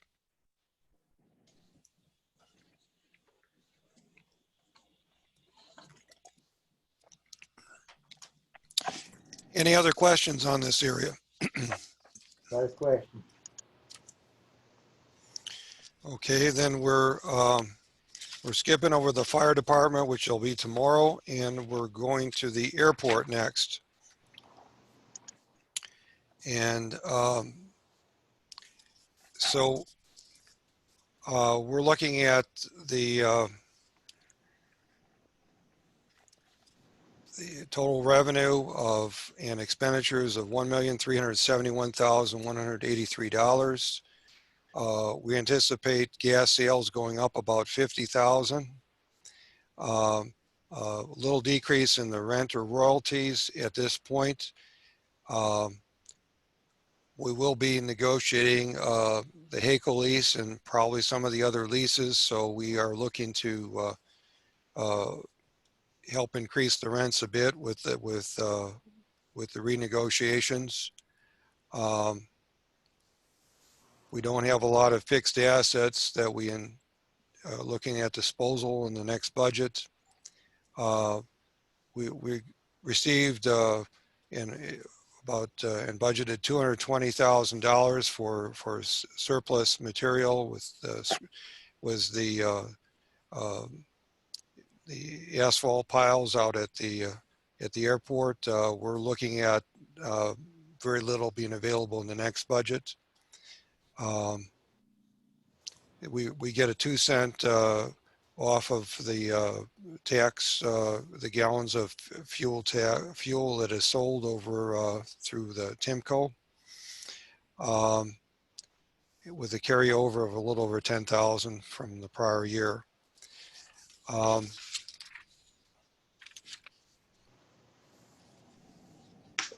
I would like, Roland, would you like to bring up anything else on the airport? Yes, I would.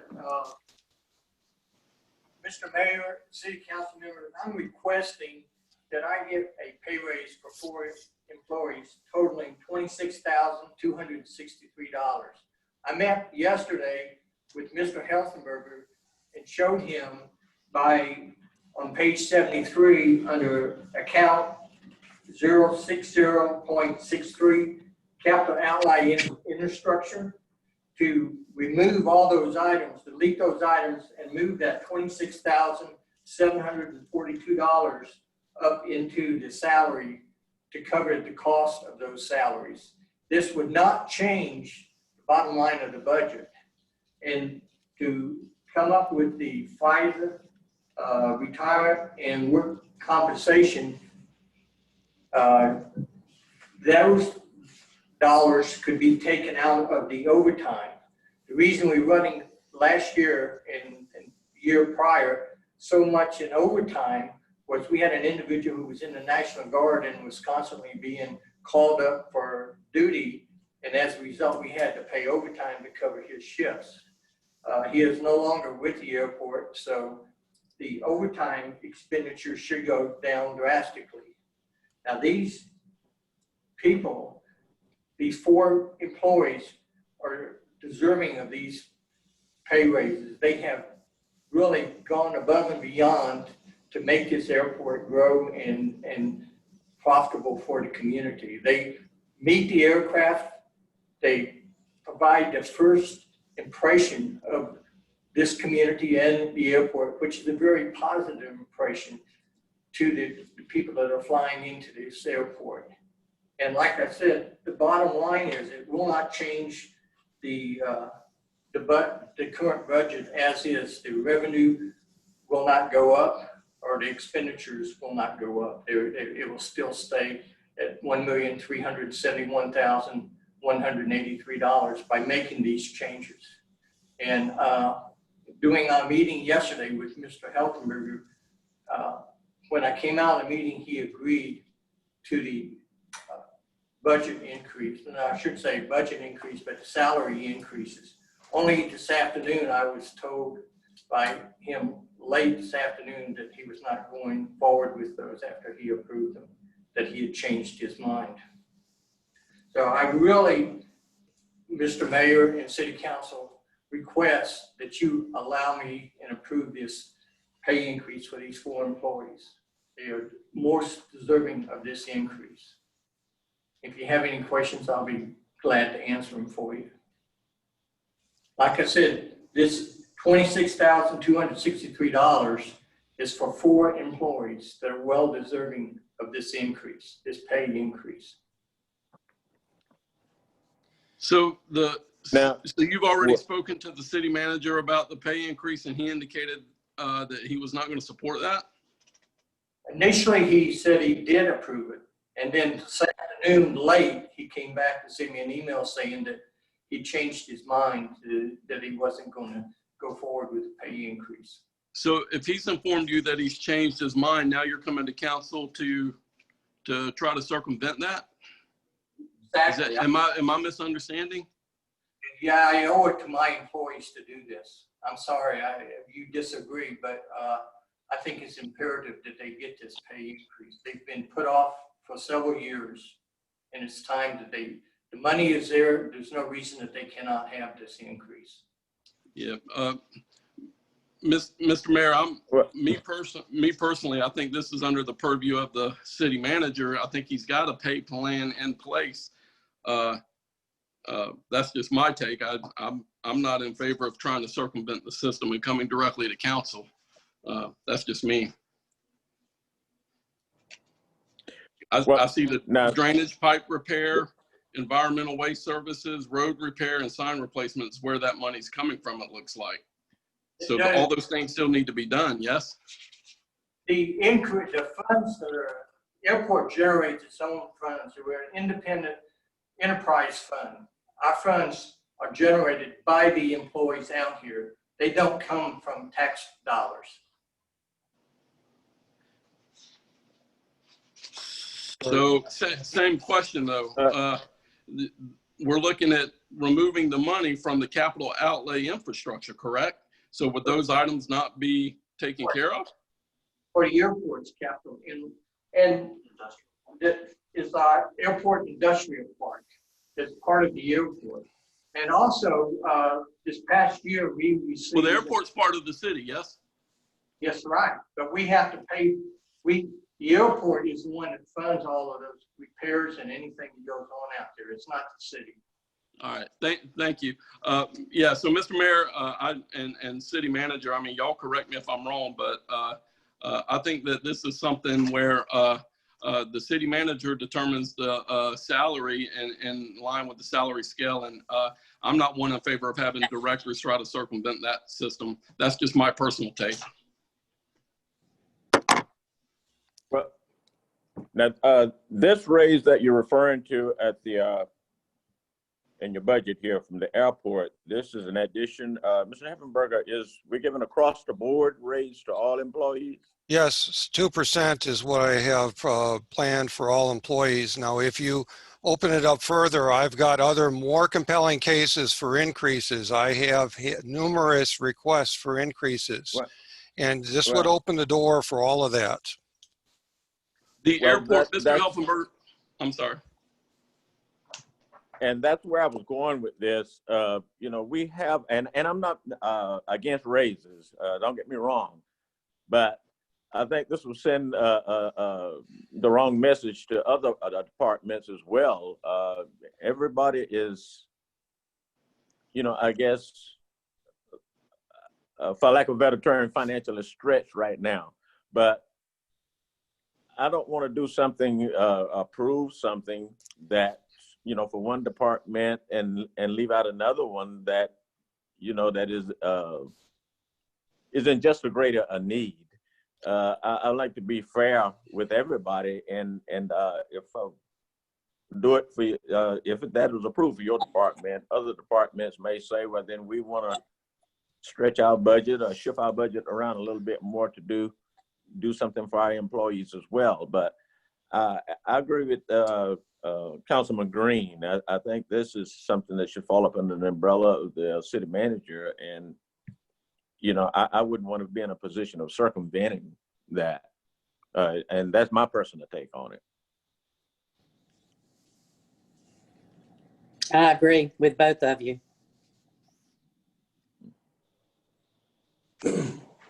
I agree as well. Like I said, if we do this for the airport, and I get employees all the time approaching me about a raise, and Mr. Jefferson just touched on the city manager has worked it out where all employees will get a 2% raise. So again, you know, I agree with Mr. Jefferson, Mr. Green, and Ms. Moses, that if we do this for you, Roland, we might as well just do it for all departments. Yeah, let me say this. A 2% raise, for example, one of the individuals that would be getting a raise currently makes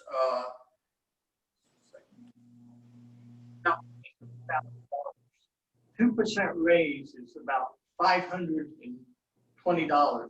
Divide that by 52 weeks. That's a $10 a pay raise before taxes. So you're really giving a great pay raise when you say a 2% pay raise across the board. I mean, stop and look at what your employees do for the city. And, you know, how long has it been since they've had a decent pay raise? And then on top of that, currently, from what I understand, the health care is going up for those who are on this health care programs. So, you know, it's just unreal. I mean, you know, the city expects employees to keep working. Currently, several of my employees down here have to have a second job just to be able to make ends meet.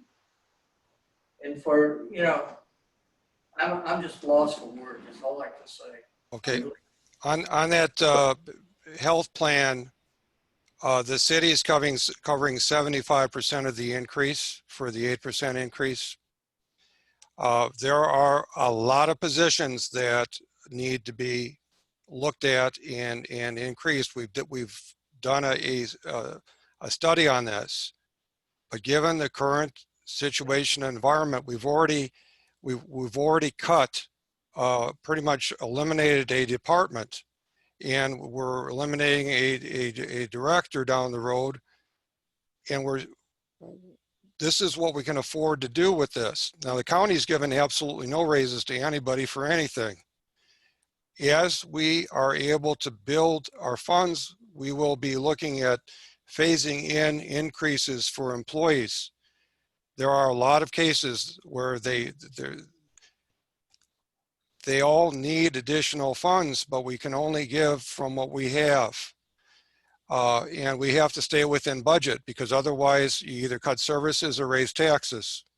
And we're doing the best we possibly can. My one goal was to give an increase to some kind of an increase across the board to the employees. That was my first goal for this budget. And we did get a 2% in there through a lot of deep cuts. So we will be pursuing additional increases to get the employees down the road in the ballpark where they need to be. But we have a tremendous amount of employees where they're in the same boats, and you have to bring them up as a whole, and all boats float when the tide rises. So what I'm saying is, we've got a plan. We're going to spend the money we can afford to spend every opportunity we get till we get to where we need to be. And we're working extremely hard on building this tax base. At some point here, we're going to realize the fruits of that, and we'll be able to do a lot more than we can do right now. We have to also live within our means.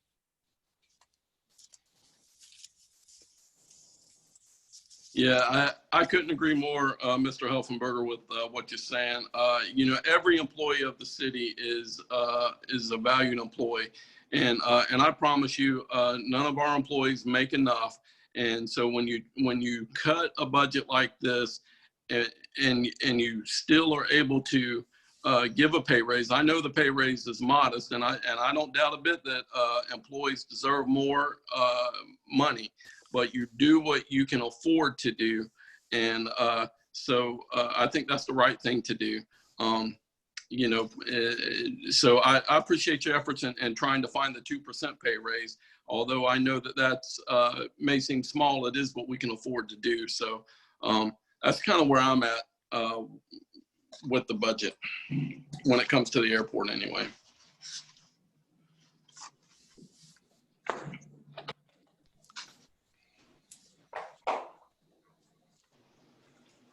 I would keep the capital outlay infrastructure, the $26,742 in item number 63 as is published.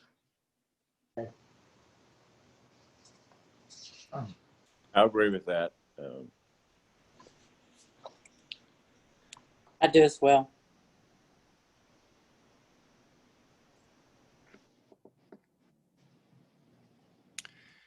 Okay, any other questions on the airport? Okay, then we have the debt service.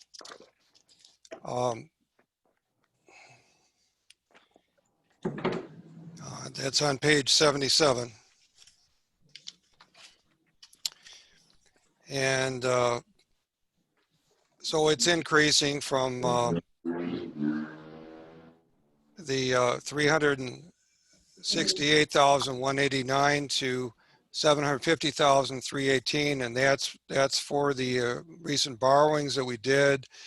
They are heavier on the front payments and will be going down some in after about 3-4 years, I believe.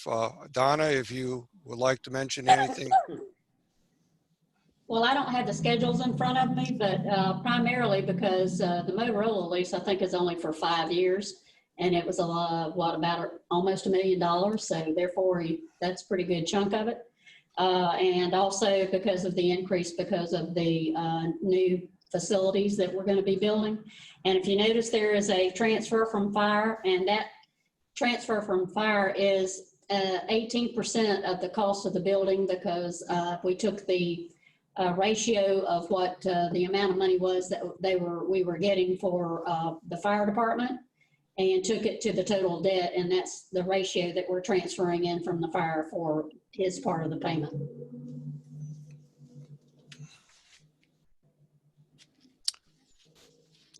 Okay, and then the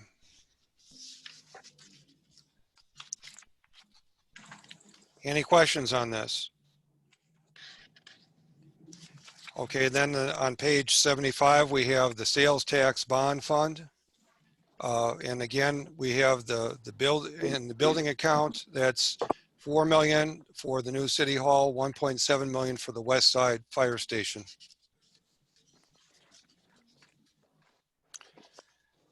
Okay. Next, we have the airport construction fund of 70 on page 78.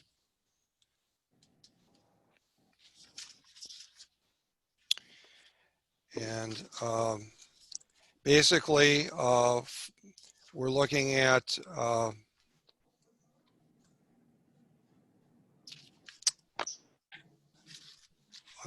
an airport master plan. If you look at the detail on this, it's explained on page 80. Airport master plan is $333,333. Runway design and overlay for 523 is $750,000. Replacing the lights with LED on runway 523 is $479,168. And the strategic airport business plan is $95,833. We also have $215,000 for the new fuel storage tank. Roland, do you have anything you want to comment on any of these, or? No, I don't. Okay. So, any questions on these?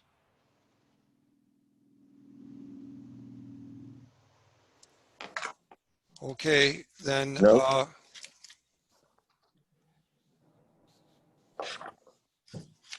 Customer service, were we including that in with utilities, Donna, or? Yes, yes, Okay. that's tomorrow night. So everything else is for tomorrow. Okay, so if we have no more questions, that is the presentation for today. Okay. All right, anybody got anything else? I think it ran along well. The budget here was very easily readable. Definitely better. That was Sure. a real And plus. Yeah. I want to thank Donna and Michelle for their work. Michelle did a lot on the HR numbers, and Donna got this format streamlined from, it used to be a lot more pages for the same information. And actually, I have to give credit to my department because they helped tremendously. It's a lot more user-friendly. It is. It is. Beautiful work. Well, thank you. So if that's, if there are no further questions, we'll have, tomorrow we'll be covering all the utilities and customer service and police and fire services tomorrow. And I want to say, I thought it really went a lot better being virtual with the Zoom. I think it went really well. So I want to thank them for doing that too. Definitely. We'll see y'all tomorrow at 4 o'clock. All right. Thank you. Very good. Thank you. Okay.